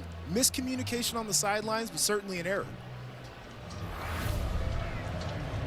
And remember, in the first half, they tried an onside kick after going up 7-0. It led to a short field for Ohio State, and they would punch it in. And now the kick goes out of bounds. So that'll push the ball up further to the 35. Bounds. Kicking team. Ball be placed at the 40-yard line. First down. Already 2 penalties, and now we go down to Rick Pizzo. Brandon, I think your partner is right. I think something tricky was up the sleeves of Rutgers on that kick to start the second half. I spoke with Greg Schiano coming out of the locker room. He said he liked the play calling, that they had to continue to be creative and think outside the box, but one play at a time is not going to do it against Ohio State. Said his team has to string some plays together. Defensively, he said he thinks his team is playing hard and really well, but he said, Rick, listen, those guys on the other side, they have some really good offensive players. We have to force a turnover, and we absolutely must keep them out of the end zone on this first drive. Well, we'll see if they can do that. This is a tough offense to corral. Ball at the 40 because it was kicked from the 30. Pass down the middle of the field, and it's intercepted. Avery Young picks it off for Rutgers. Then it gets popped by Marvin Harrison Jr., but just the second interception all season for C.J. Stroud. I mean, that's the momentum that Rutgers is looking for right there. Come out at halftime, take the football away. Greg Schiano is a defensive coach. C.J. Stroud absolutely just forced this football down the field. I mean, 3 guys in coverage. I mean, everybody's converging on the ball down there. You have to take your chances more carefully if you're C.J. Stroud. I want to see him be choosy with the football. You don't have to get the big chunky yardage. You can just dink and dunk your way down the field. It's perfectly fine to operate like that too. Ohio State's 2 turnovers, they both come on the first touch of each half. Remember, Abuka fumbled the punt on the first time Ohio State tried to get it in the first half, and now the first play from scrimmage in the second half, and Stroud throws the interception. So can Rutgers now turn that momentum into points? A short run for Al-Shadi Salam, a gain of 3. Well, it may be cliche, but if there's one thing I've learned from covering Greg Schiano teams, it's that no matter the score, they're not going to go away in this ball game. No, and he talks about it too. You know, they talk about chopping. He talks about swinging. He wants his team to fight. He believes that this team is bought into that level of fight. So again, come out early in the first half, maybe want to get a trick play, doesn't go your way. How do you respond? You take the football away. Now this offense has an opportunity to get Ohio State, but you have to take them one play at a time. We've seen Greg Schiano go into his bag of tricks early on in the first half. We'll see what he has set up here. Deep shot downfield and a nice catch. Sean Ryan adjusted and brought it in against the coverage of Denzel Burke. And Denzel Burke is the guy who was in coverage on the touchdown early for Rutgers. He played really well last year, struggled a little bit this year. And this back shoulder throw is just phenomenal. The placement right there is great. Ryan's the one who caught the touchdown earlier, but you can see the ball skills right here. Phenomenal job by him. Prior to that, Rutgers had not had a play of over 14 yards. That goes for 26 to Sean Ryan. Ryan, who had the touchdown that you referenced earlier, spent a year at Temple, 3 at West Virginia, now in his final season with the Scarlet Knights. Samuel Brown up the middle, and a good surge. That offensive line has not been able to get much push against this defense, but there they provide enough space for 8 yards. And again, you see this kind of ebb and flow with this Ohio State defensive front because they've got penetration in a lot of situations today, but also you see them give up some yards on the ground when maybe they're on their heels, they're on alert for trick plays. You just had an explosive go against you. Got to get consistent right there with this defensive line. So a great response by Rutgers here out of intermission, getting the interception, and now they've got the football knocking on the door of the red zone, 2nd and 2.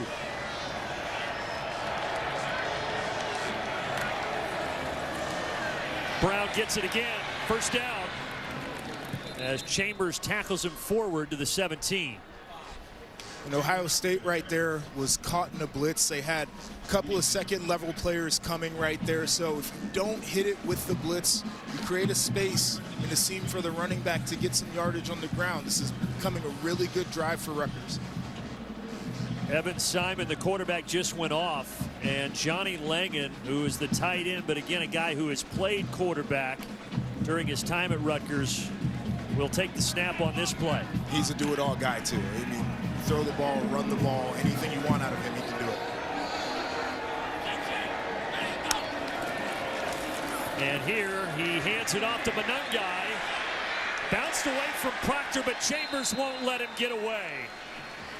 Steele Chambers has made a couple of nice plays today.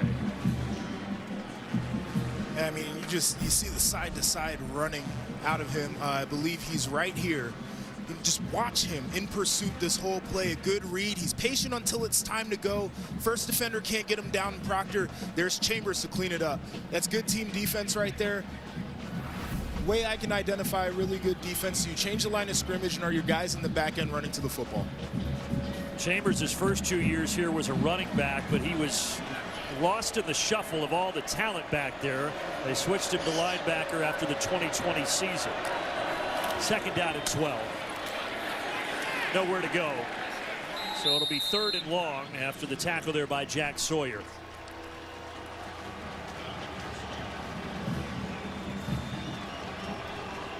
Ohio State got a couple of stops on 1st and 2nd down. This is the time to capture momentum defensively. I want to see this team get aggressive here. Jack Sawyer has been the move-around guy up front. I want to see him bouncing along that defensive line. Put some indecision into Rutgers on this 3rd down play.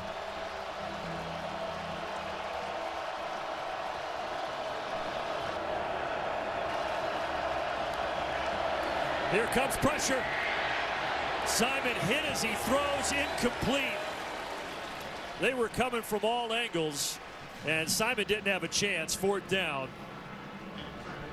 And that's exactly what I was talking about right there. You're able to capture that momentum. You affect the passer when you get up on him. You don't have to get the sack always. You see Chambers, Hickman's running right there down the chute, able to get up on the quarterback, affects the throw, and it stops this Rutgers drive, their best drive of the day. Yeah, Hickman, one of the guys to get in there. The guy who Greg Schiano helped to recruit here when he was still the defensive coordinator. So a 35-yard field goal, and that is up and good by Jude McAtomney to make it 28-10. That stops the run of 28 unanswered for Ohio State.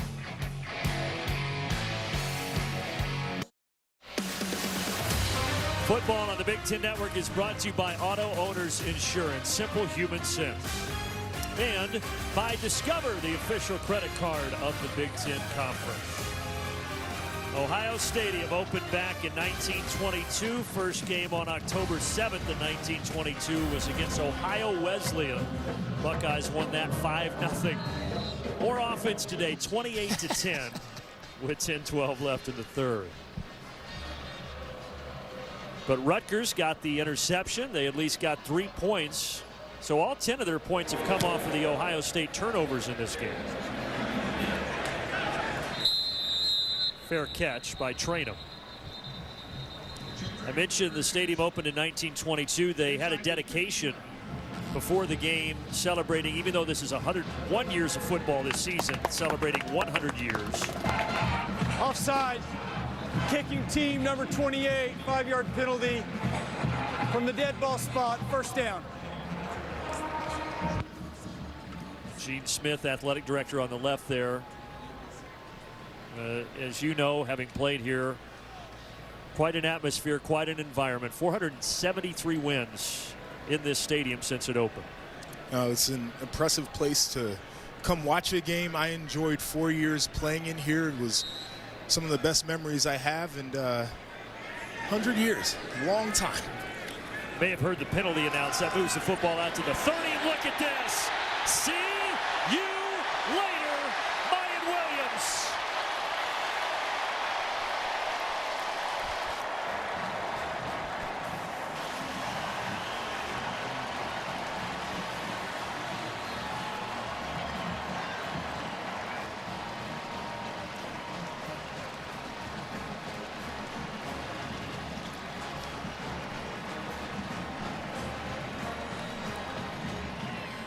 One play, 70 yards, and Mayan Williams now with 4 rushing touchdowns.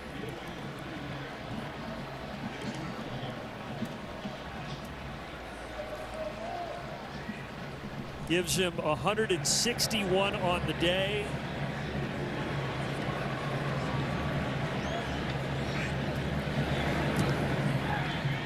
Extra point is good, but there is a flag down.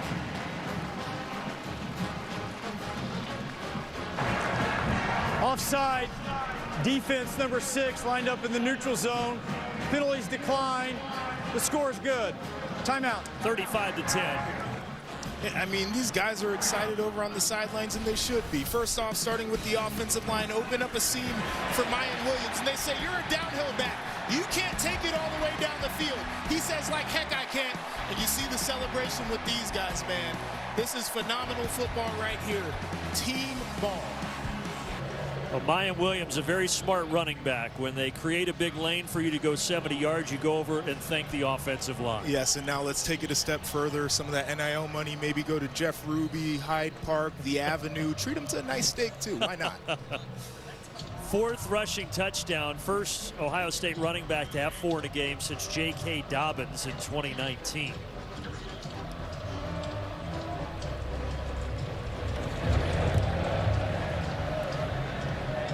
Fair catch. And a touchback. 10:01 left in the 3rd. We'll see how Rutgers responds.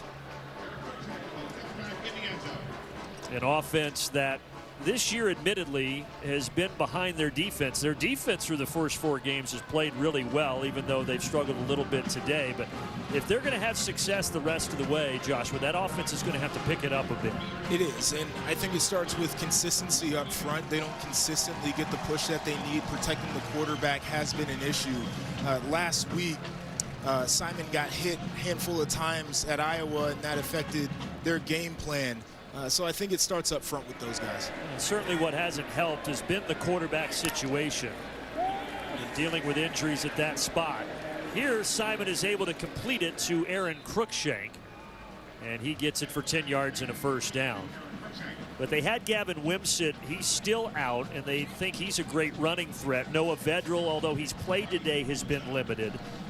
So until they get that quarterback situation solidified, might be tough for them to get into a rhythm. And the injuries made that quarterback situation more complicated. I'm not sure how solidified it was going to be, at least early on in the year anyway, because that was a true quarterback battle.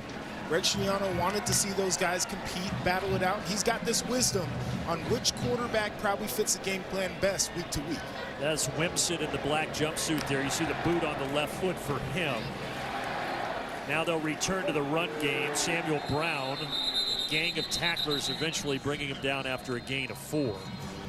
But I think when they're all healthy, at least on paper, Noah Vedral's the guy that has so much experience. He started some games at Nebraska and 21 starts for Rutgers so far in his career. But I don't know if he's not 100%, but he hasn't thrown the ball today. He's only run it when he's been in there. And it is a little peculiar, especially when you have a guy who you know has a really good running skill set. Coaches want to make sure that they mix in the pass so defenses can't get a beat on them. But one thing I do know about Noah Vedral is he's got the respect of his head coach. Greg Schiano said once he's done playing, he'd hire him to be a guy on his staff. He said he's going to be a heck of a coach one day. 2nd and 6. Good surge there. Strong run and a first down gain.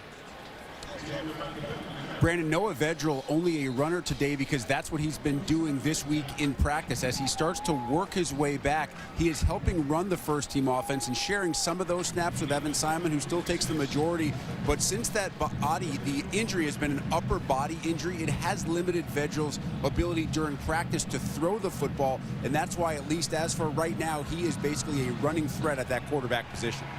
Yeah, and last 2 years as the starter, 7 and 13. And just that's an injury that happened in camp. So they try to nurse him back to full health. 1st and 10. Trying to run away from the pressure. And look who it is again. Steele Chambers, who's had a really good game, tracking down Salam. I mean, the closing speed from Steele Chambers is ridiculous. You see him right here again. Watch him track this play down. He's going to see the run, bounces outside, closes right in on it. That is uncommon from the linebacker position to have that burst to be able to close in. Used to play running back, so you can see the speed there. He's got it, and you know we came on air talking about Tommy Eichenberg, but Chambers is making a name for himself out there in the linebacking spot. Well, in this third quarter, Rutgers, this will be their 12th play. Ohio State's only run 2, but of course the Buckeyes had that long touchdown run. Samuel Brown starting to pick it up. That offensive line starting to create some holes. They like Brown. He's a 4-star true freshman who had a lot of offers, and he gets a gain of 8. I mentioned early in the game about Brown, but this is a bigger guy. He can get downhill pretty quickly, but now we're starting to see the burst come alive as well. Once he gets through that initial level of the defense, he can get up on the second and third levels pretty quickly. 3rd and 2, but this has got to be 4-down territory for Rutgers, right? Yes, it is. Does Greg Schiano have 2 plays set already here? I think he's got an idea of what he wants to go with on 4th down. See if they'll need 4th. Low snap, Langan. He's not going to get there. And Johnny Langan, his knee was close to being down when he picked the football up. Let's see. It's a low snap right there. Got to go down to get it. Did he get it off before he picked it up? Let's see. Boy, that's close. That's really close. I think the knee may have just raised above the ground before he picked it up. Just barely. The offense still on the field here.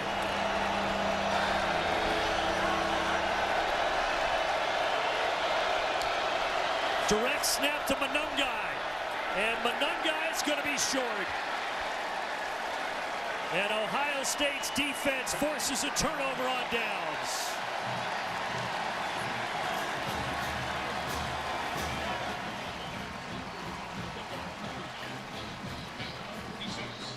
Well, a bad sequence for Rutgers, and the Buckeyes get it back. Buckeyes, 3rd ranked in the country, up 35-10, get the football back. Mayan Williams, 4 touchdown runs. He is 1 away from tying the school record. Some good names up there. Keith Byers become a pretty good friend of mine as of late. Nice highlight of him running out of his shoe back in the day. Well, guess what? Mayan Williams is a friend of mine now. Oh, so. Yeah. What a story, though, that Mayan Williams has become. A guy who originally actually committed to Iowa State, flipped to the Buckeyes as a senior in high school. It looks like he's made a pretty good decision. They fake it to him here. Flipped high to the outside. Good catch by Abuka. Gain of 5. So my initial memories of Mayan Williams, I was doing a studio show for high school football my first year out of the NFL. And he's playing my Olentangy Braves in the playoffs, and I promise you he ran for 400 yards in that game. Are you No sure? exaggeration. Wow. Yeah, it was ridiculous. He was Mr. Ohio runner-up to Cade Stover, who is tight end for Ohio State.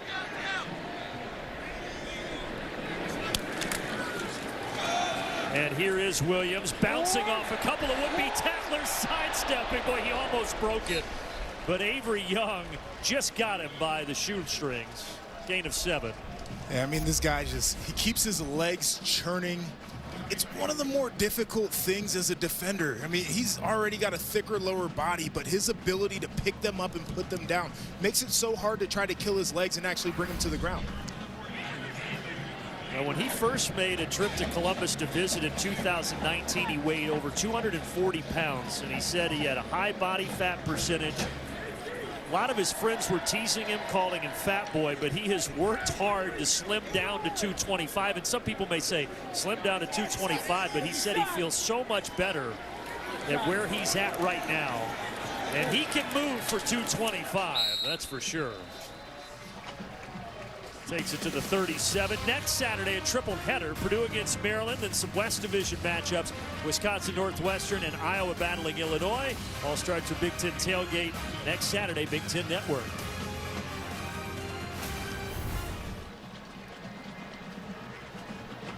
But whatever he planned, he's been on to get where he's at right now. I'd say it's a pretty good spot. And credit Mickey Murati and that strength and conditioning staff for getting his body into shape. And you're right, 220, he carries it really well, moves efficiently, and he's got a lot of power behind it too.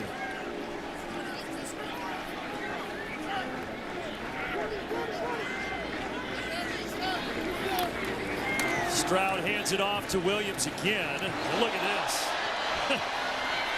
Spinning the other direction. All of that. First down. as Maya Williams, without the services today of Travion Henderson, has been the guy at tailback, and it's been impressive. I know he's got to be tired, too. I mean, you know, reversing field, turning back out there. Look at that. That was really good. And then C.J. Stroud out there getting a key block on the first down. Go ahead and give the quarterback some credit, too. He hasn't had to do a whole lot today. He has not. Williams, who ran 40 yards there to gain 11. He now has 185 to go along with his 4 touchdowns.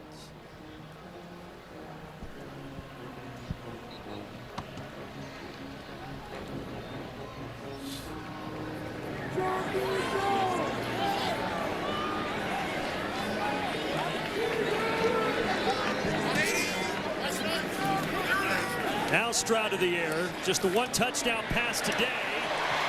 Abuka trying to make it 2, but he'll only get to the 8 before Isian drops him. And then here's the patience again from C.J. Stroud, and it's really been an average day. We talked about that coming out of the half, but just sitting back. And look at this route right here. And Isian's a very good defender, but Abuka just able to shake him, create that space, and C.J. Stroud delivering an accurate pass. 4 catches, 70 yards for Abuka, who's trying to make it 4 straight games of 100 or more. He was the top wide receiver in the nation in 2021.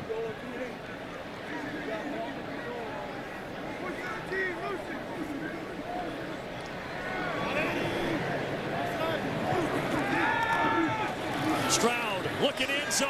No. Flag. That's Max Melton, who was defending Marvin Harrison Jr.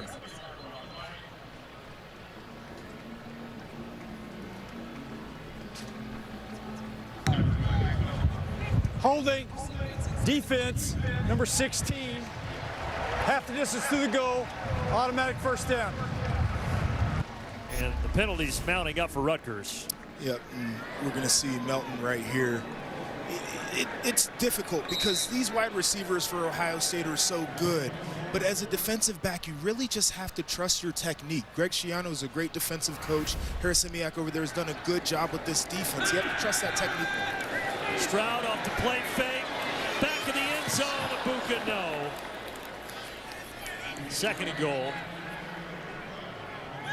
Keep in mind, Mayan Williams, if they would give him the ball and he would run it in, he would tie his school record with 5 rushing touchdowns.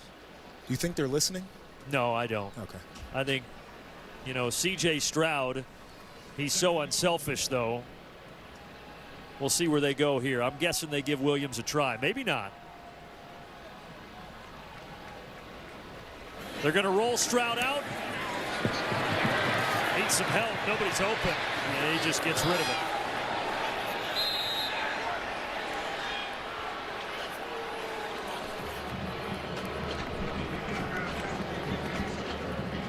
Aaron Lewis shoved him, and you see Stroud was pleading to get a flag, but he's not going to get it. Yeah, he was looking for late hit out of bounds or unnecessary roughness right there. And that was one of those plays that's on the line. As a defender, it's difficult to try to figure out where you try to finish off a play and where you don't, but especially with these quarterbacks, most of the time you're better off pulling back, and there was no flag on this one.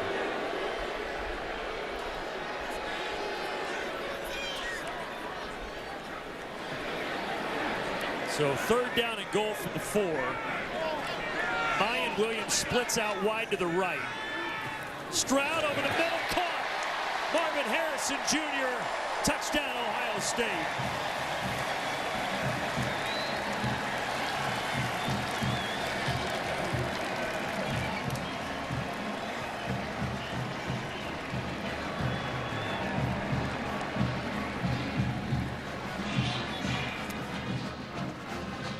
Stroud's 2nd of the day, and for Marvin Harrison Jr., his 6th of the season.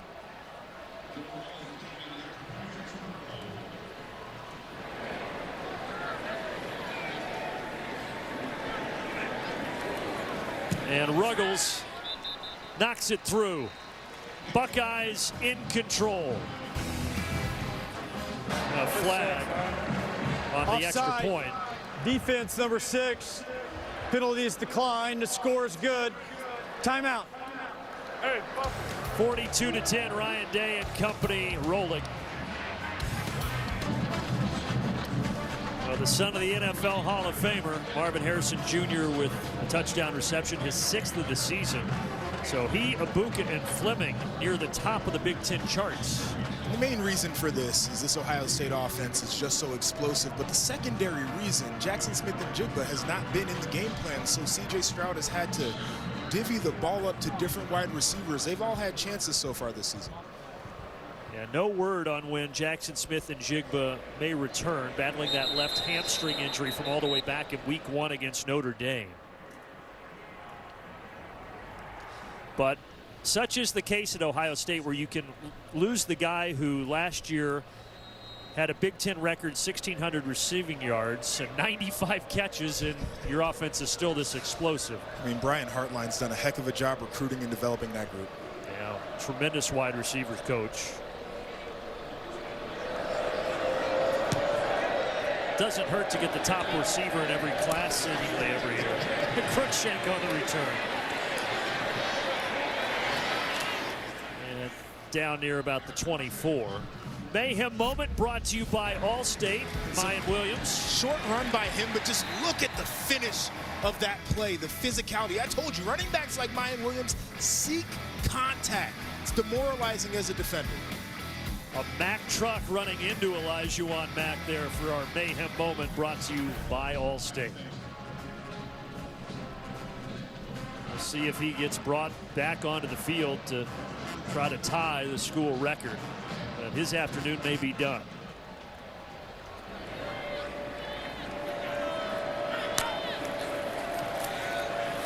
Simon nowhere near, threw that over the head of Chris Long, 2nd down. Simon came in 2020, redshirted, didn't play. Last year, 6 games off the bench in mop-up duty, backing up Noah Vedral, and now getting his 3rd career start here due to the injuries in the quarterback room. Was Mr. Pennsylvania football back in 2019. He's out of Mount Joy, Pennsylvania.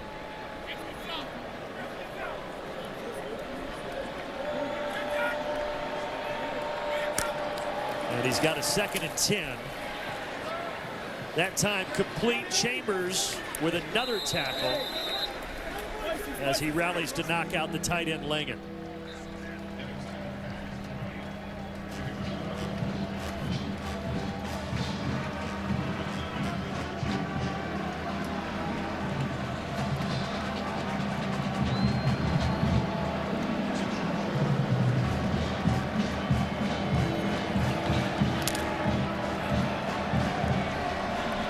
Chambers, by the way, after that last tackle, has 11, including 8 solo stops today for this Buckeye defense.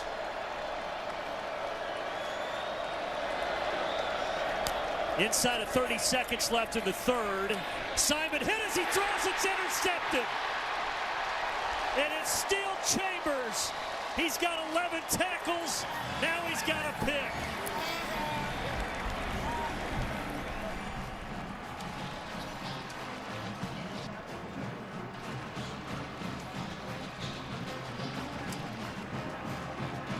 The former running back doing it all today for Ohio State's defense.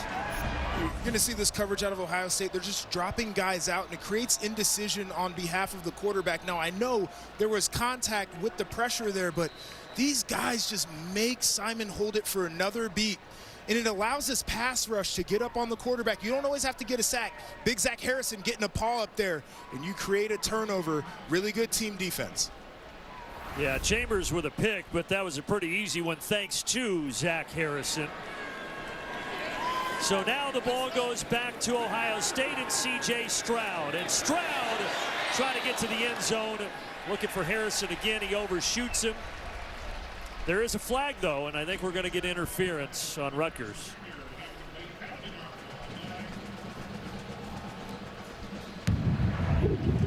Pass interference.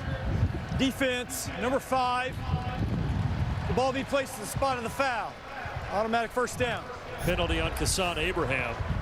Yeah, I keep going back to it. It's the hardest thing when you're going against talent like Ohio State has, but you see the grab right there on the nameplate. Certainly slowed Harrison Jr. down right there. Again, goes back to fundamentals. Doesn't matter who you're lined up against. You have to play it the way that you're coached. I know that's not what this Rutgers staff is teaching. These guys, difficult, but really have to settle down in solo coverage. 13 seconds left in the third here.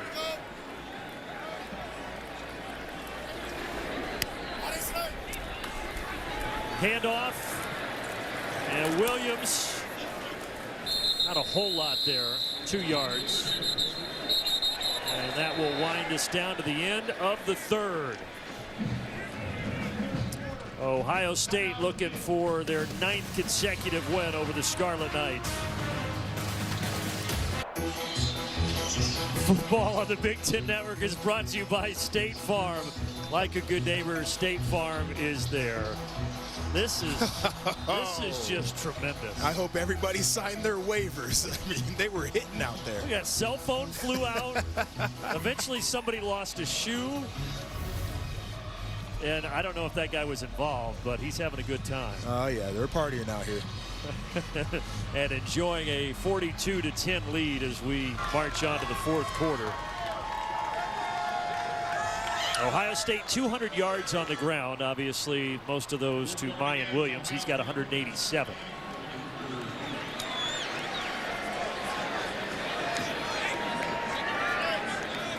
Second and goal, Stroud. And it's dropped. Well, there's another flag. Melton was called a little bit ago for interference on Harrison Jr. We may have the same thing. Take a look at this here. Yeah, he's early. He wraps him up. Be placed at the 2-yard line. Automatic first down. And, you know, these back shoulder throws, though, for a defender are so hard. You feel like you're in good coverage. Next thing you know, you turn around. Guys coming back to the football. It's almost impossible to defend. Sound like a crotchety old former defensive player, but the back shoulder throw is certainly difficult. You know, you're just a crotchety young former defensive player. I will take that. From the 2-yard line, Williams gets the handoff, and he's in. 5 touchdowns, tying the program record.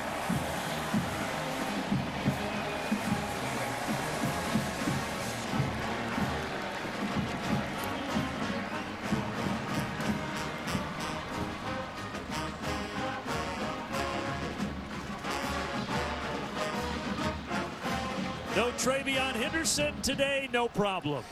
No, and I mean, he's done it every way. He's gotten the tough runs downhill inside. He had the long touchdown run where he showed off some of his speed. I mean, the way that Mayan Williams has developed is something to marvel at. Got to give some credit to Tony Alford, to the running back coach here. Done a really good job with him. Yeah, Tony Alford, tremendous. A flag comes in here on the extra point. I asked Ryan Day, I said, how do you figure out who gets the carries between Williams and Henderson? After the play, unsportsmanlike conduct, kicking team number 77, his first of the game. 15-yard penalty on the kickoff. Timeout. But Ryan Day said, well, Tony Alford decides that. Today he hasn't had to decide because there's no Henderson. Williams has stolen the show. Mayan Williams, first since '84, only the third Buckeye ever with 5 rushing touchdowns.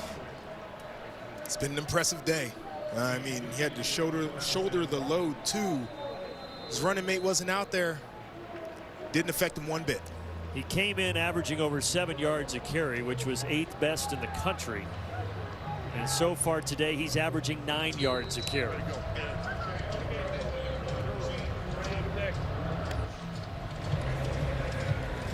Because of the penalty, that backs the Buckeyes to the 20 for the kickoff. So an opportunity here in the return game. And taken off the bounce by Youngblood. And he'll get it out to the 49. You know, earlier I talked about how Greg Schiano hasn't been happy with the penalties that Rutgers has had this year. And today they have 10 first downs and 10 penalties. It's a tough day. I mean, attribute a lot of that to what they're seeing out of Ohio State. He talked about the challenges that his team was going to face, personnel, and what they can do philosophically, but also from a discipline standpoint, with some of the more veteran players, at least, you expect them to be able to handle the moment a little bit better, so they'll be able to teach off of that for sure.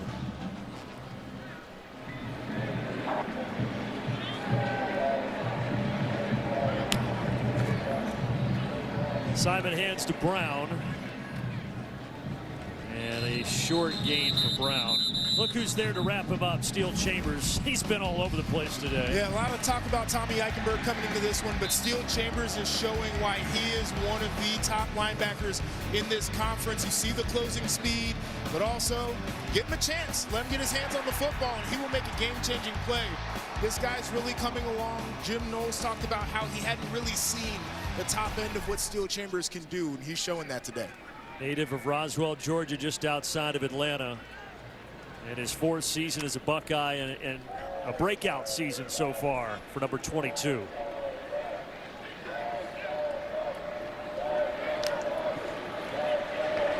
Now on 2nd and 7, Simon.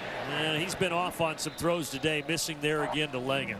You see some of those inconsistencies pop up with Simon. I was doing the tape breakdown and I mentioned how he's got a quick release and can get the ball out of his hands, but when he struggles to set his feet confidently, the ball will sail. So from a mechanic standpoint, it's a guy who's got to focus on the lower body, making sure that he's set and then get through that progression, but always restabilizing that lower body so you can get some more zip on the ball. So 3rd down, but you got to figure they're working with 4-down territory here. I think everything's 4-down territory from here on out.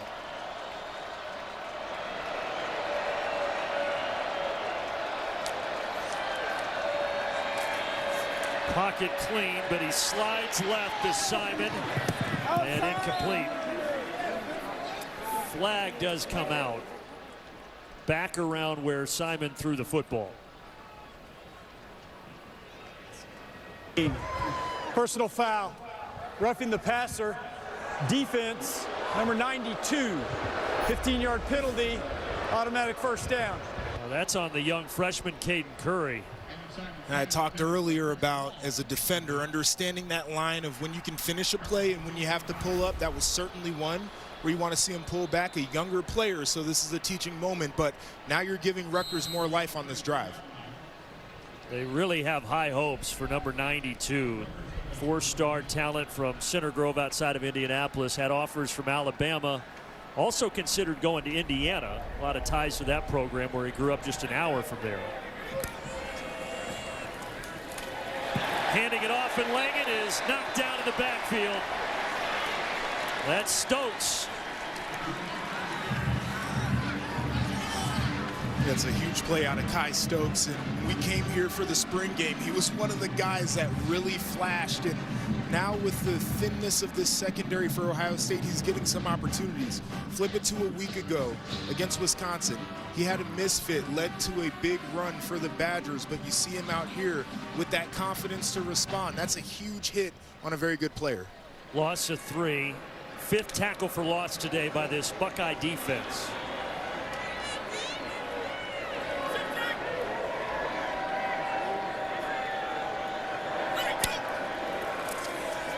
Flag flipped to the outside to Chris Long, and Long is brought to the ground by Josh Proctor.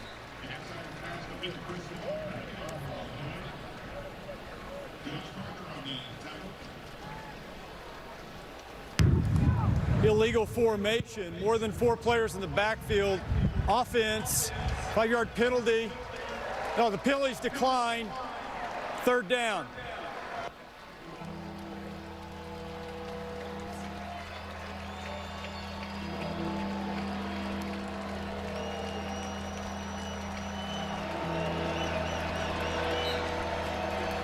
Third and 14.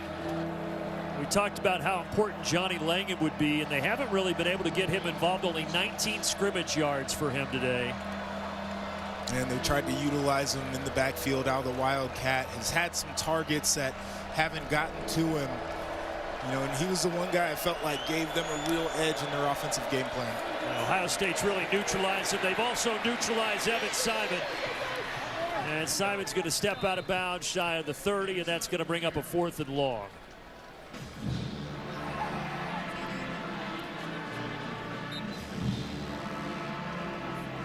And I think if you're Greg Schiano, again, look, you're not going to win this game, but why not go for it here? Yeah, field goal does you no good. I mean, you know, I know Greg Schiano personally, he doesn't believe in moral victory. He's got to get these guys going.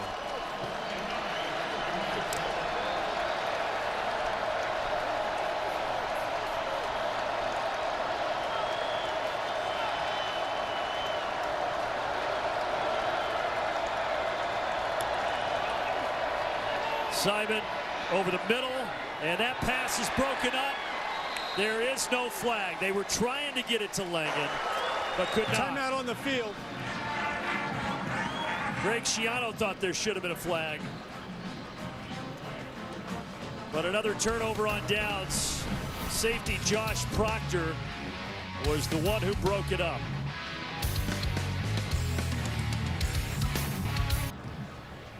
Ohio State's upcoming schedule brought to you by Fubo.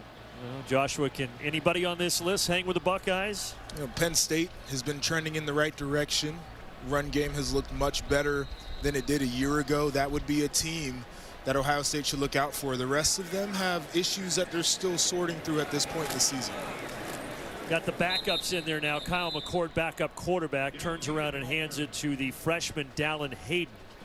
Four-star top 25 running back, in McCord. In his second year has had mop-up duty the last 3 weeks, and he gets it again here today. Joshua, not giving much credit there to Maryland, who played even with Michigan for 59 minutes and 54 seconds last week. Remember, the Terps mupped the opening kickoff. Michigan scored in the very first play. And then it was 27 each the rest of the way.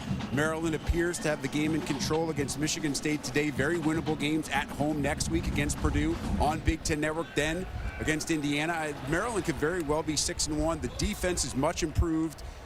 Taulia Tagovailoa playing at an all Big Ten, if not all-American caliber level. I think this Maryland team is a scary, scary team, especially the way that they can score points for everybody in the Big Ten East right now. Now they will be after the Indiana game, November 19th. Yeah, you mentioned Tagovailoa and the receivers that Tagovailoa has to throw to. That is a dangerous offense. Dangerous offense. They've made improvements on defense as well. Those last 2 weeks for Ohio State are certainly going to be difficult. But so far, the Buckeyes, after a little bit of a rough start against Notre Dame in the opening week, they've had it on cruise control ever since. Third down at 6. And G. Scott getting the reception.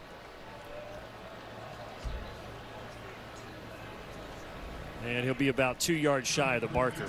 Yeah, after that catch, I want to see G. Scott get vertical, get up the field. Don't try to make guys miss. He's a pretty big guy. Rutgers has Wesley Bailey, defensive end who leads them in sacks this year, shaken up a little bit here before this 4th down and 2 play.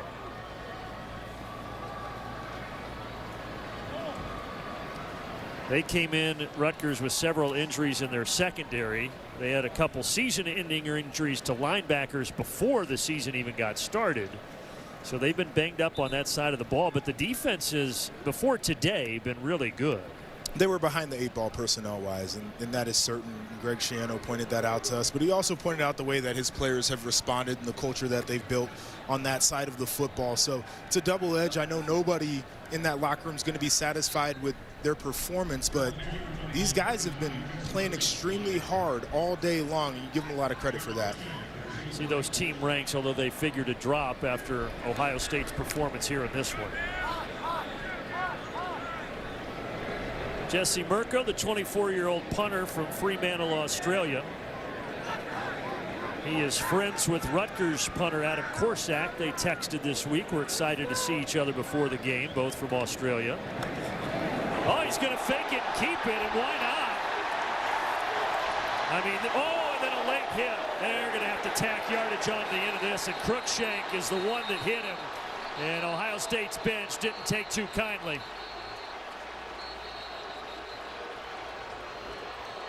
Now you got Melton in the mix, and they're going to have to separate. Greg Schiano comes all the way over from the other sideline to get his players out of the mess.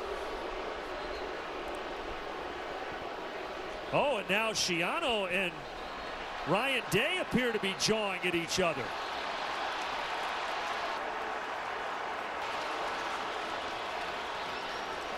Two men who worked together here for a couple of seasons under Urban Meyer in 2017 and 2018, and I think Greg Schiano took issue with a fake punt. I mean, you can take issue with the fake punt. The look that he put out there with his punt block team was inviting it 100% of the way. Overload look, punter's got a little bit of awareness, pulls it down. You get the frustration penalty at the end of the play there. I mean, certainly a situation I didn't anticipate in this game. Well, I think you're hitting on it there, Joshua. I don't think that was even designed. It wasn't. It was based off of the look. I mean, that's exactly what happened there. After the play, personal foul, receiving team. Number one. The action by number one is considered flagrant and is ejected from the game.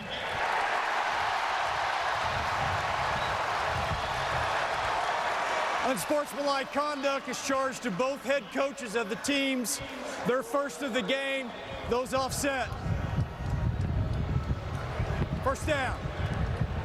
So first down, Ohio State after all of that. And I can draw it up for you. You see this overload look right here. All these guys are rushing. They've got more guys on that side crashing in than Ohio State would have been able to block over the edge anyway. It opens wide open for Mirko to run it. And the wide receiver, Crookshank, is now ejected from the game after the hit. And then Greg Schiano came all the way over from the Rutgers sideline to the Ohio State sideline, and they got jawing at one another. Oh, boy. Well, pregame friendly chatter between Ryan Day and Greg Schiano, two guys who worked here in 2017 and 2018 together. And their remarks about each other have always been positive, but after that last play on the fake punt, Greg Schiano comes all the way over, and they were pretty heated, jawing at each other. Yeah, and I want to be very clear about this because, you know, maybe you want your punter to have a little bit more awareness to just let it go in that situation. But the look on the field, those guys crashing down, bunch of grass in front of him, like, I don't think Ryan Day was intending for that to happen. And if that was the issue between him and Greg Schiano there, it's a tough situation. I know those two guys have a lot of respect for each other. By the way, there was a 6-yard run before that by Hayden. They're going to give it to him again, and he this time is brought down in the backfield by Maya Nahanatu, so that'll bring up third down. But yeah, again, we both agree. I think the punter was just making a decision on his own because he's just playing football. And Greg Schiano, though, is angry. Things haven't gone how he wanted. And well, and you brought up a good point. We were in the break, but he's got to show his guys that he's got their back too. And that's how I would want my head coach to respond in that situation as well. Yeah, I mean, players just, you go right down the line. You hear them talk about Greg Schiano, glowing remarks about him and what he's done since his return at the helm there at Rutgers. As this one is going to be incomplete, there is no flag. They say the coverage cleaned by Kassan Abraham on Ballard. So fourth down now. But yeah, I think to a point, Greg Schiano is just trying to get his troops fired up and ready for what's coming up on the schedule. Yeah, I mean, he's a competitive man, you know, and so any of these situations, I know it doesn't sit well with him, and I've watched him coach before. When he was coordinator here at Ohio State, I could see the fire in him, so not shocking whatsoever. It's just unique seeing a couple of guys who are known as friends in the industry getting after each other like that. Yeah, and I'm guessing after the game they'll both say, hey, we just got heated, didn't like it. They'll probably shake hands and go their own way.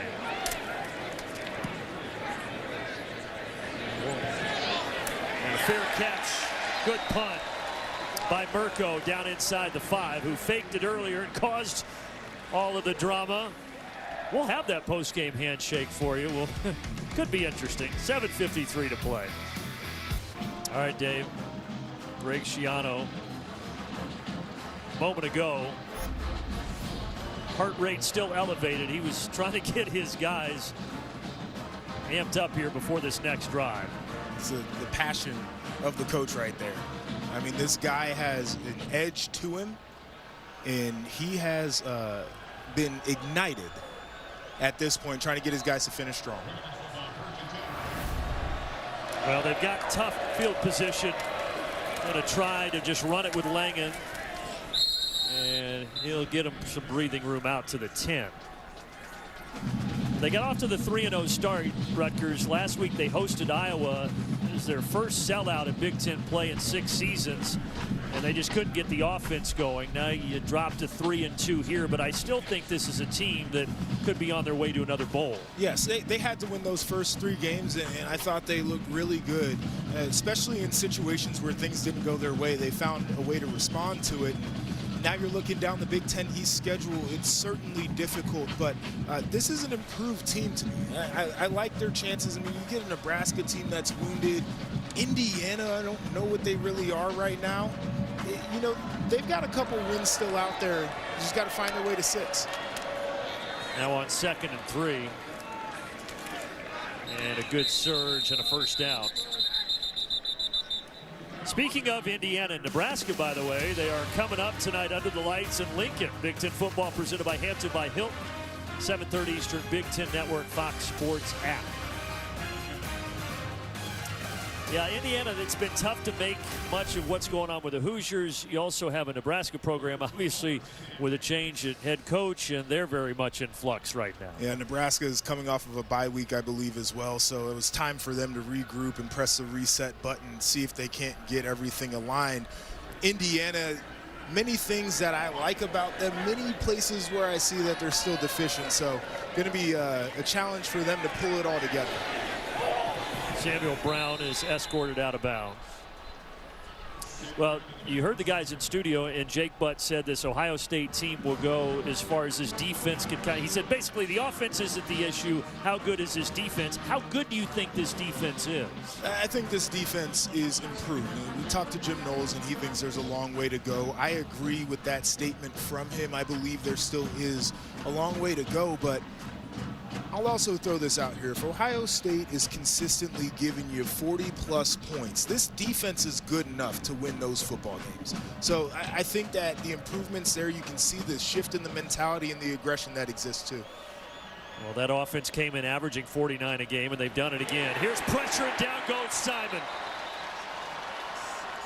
Coming off the edge with the pressure, Ryan Turner, the freshman, a corner blitz, and he dropped it for a 6-yard loss.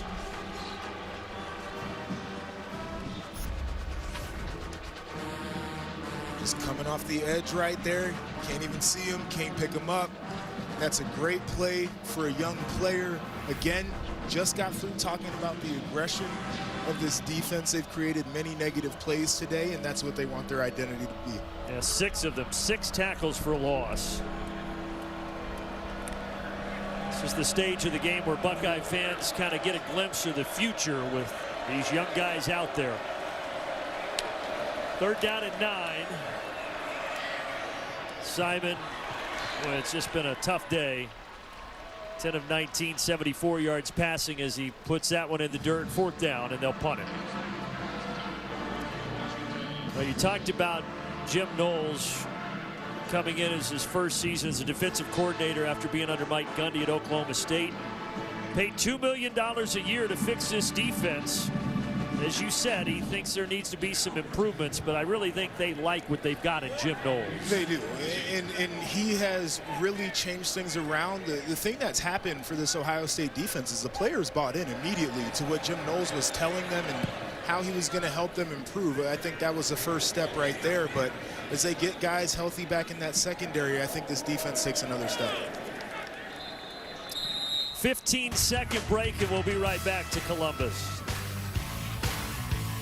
With Sonic's 2 for $5 menu, you get 2 delicious things for only $5, which is helpful if you struggle with decision making. The Sonic 2 for $5 menu. Sonic.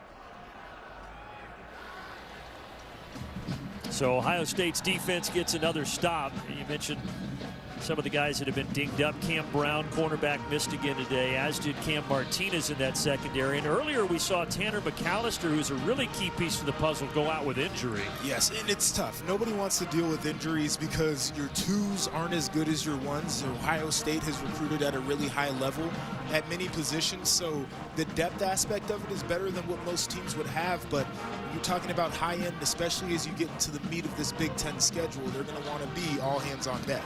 There's McAllister staying on the sideline but never returned to action. New quarterback in the game. They hand it off to Hayden. He's tackled for a loss. So now you've got a freshman and a quarterback in Devin Brown joining Hayden, the other freshman at running back. Devin Brown is a more athletic quarterback. They like the profile, his ability to extend plays with his legs, even get involved in the run game if necessary. And Ryan Day has talked about creating opportunities for these guys to get valuable reps in game situations. He was a number 5 rated quarterback in this past year's class. He originally committed to the USC Trojans, but then flipped over to the Buckeyes. Had a lot of suitors coast to coast.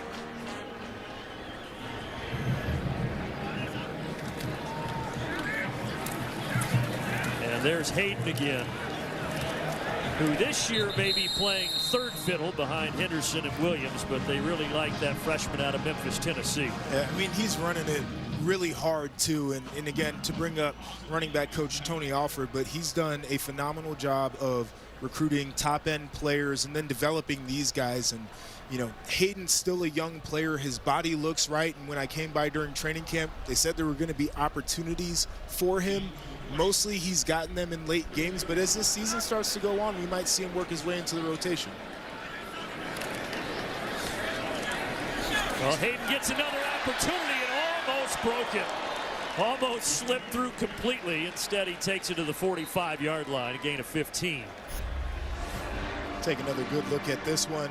Hayden with the vision, cuts it up, gets vertical. That's a good job by a young running back. A lot of these guys, when the plays are designed to run to the outside, they don't take that inside opening. They want to take it all the way to the sideline, but he saw that space and got vertical. Dallin's dad, Aaron, was a running back for the Tennessee Volunteers in the early 90s and played 4 years in the NFL. And his brother, Chase, is a senior running back at Illinois right now. And young brother Dallin gets another tote and takes it to the 43, short gain of 2. Well, coming up after the game, stick around. Big Ten Live Football postgame presented by State Farm. They'll break down all the action from Chicago. Ohio State now 250 rushing yards in the game.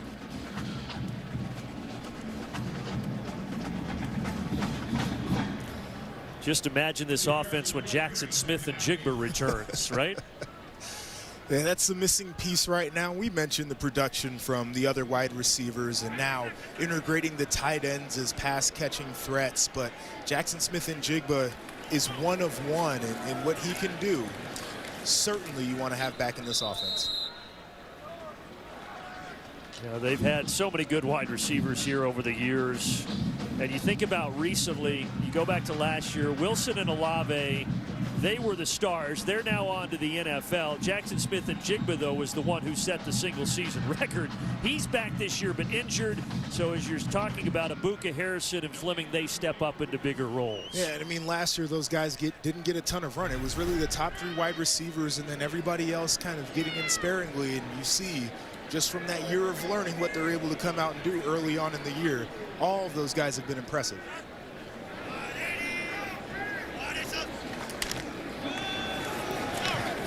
And even though at tight end Cade Stover wasn't needed today, you know, there was one theme from yesterday's meetings that stuck out to me. It's how impressed these coaches are with Stover and those tight ends and what they can present to this offense. Yes, Stover's ability isn't just a run-blocking tight end, a tough, gritty guy. We watch him get down the seam when teams take away the outside receivers and they take away the run game. We watch a guy who's a leader on the sidelines and in the locker room as well. His value to this team is immense, and now we're just seeing him as a feature in the game plan. He's switched his position 4 different times during his career, but Ryan Day sees him as an NFL tight end, and he's been pretty good so far this season. Trying to keep it out of the end zone, but Ohio State cannot. Well, it's all window dressing at this point. 15 seconds left, and we'll step aside for 15 seconds. Lift off. Woo. Hey, you can't stop what you can't catch. Hey, you can't catch what you can't see. I'm so stealth, you ain't get the message. 'Cause I ain't wanna fail, ain't no plan B.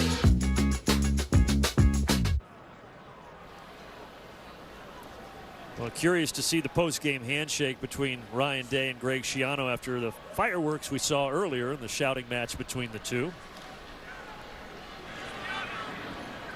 I'm guessing it'll be back to friendly nature. We'll see. That would be my assumption. That would be my assumption. 2 professional coaches. Yeah, just heat of the moment. Yes. Football, all of that. Yep. 15 seconds left here as Rutgers takes over.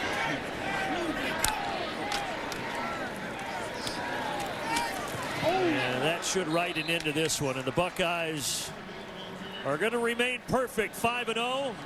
And now 9-0 all time against Rutgers. And two former colleagues shake hands.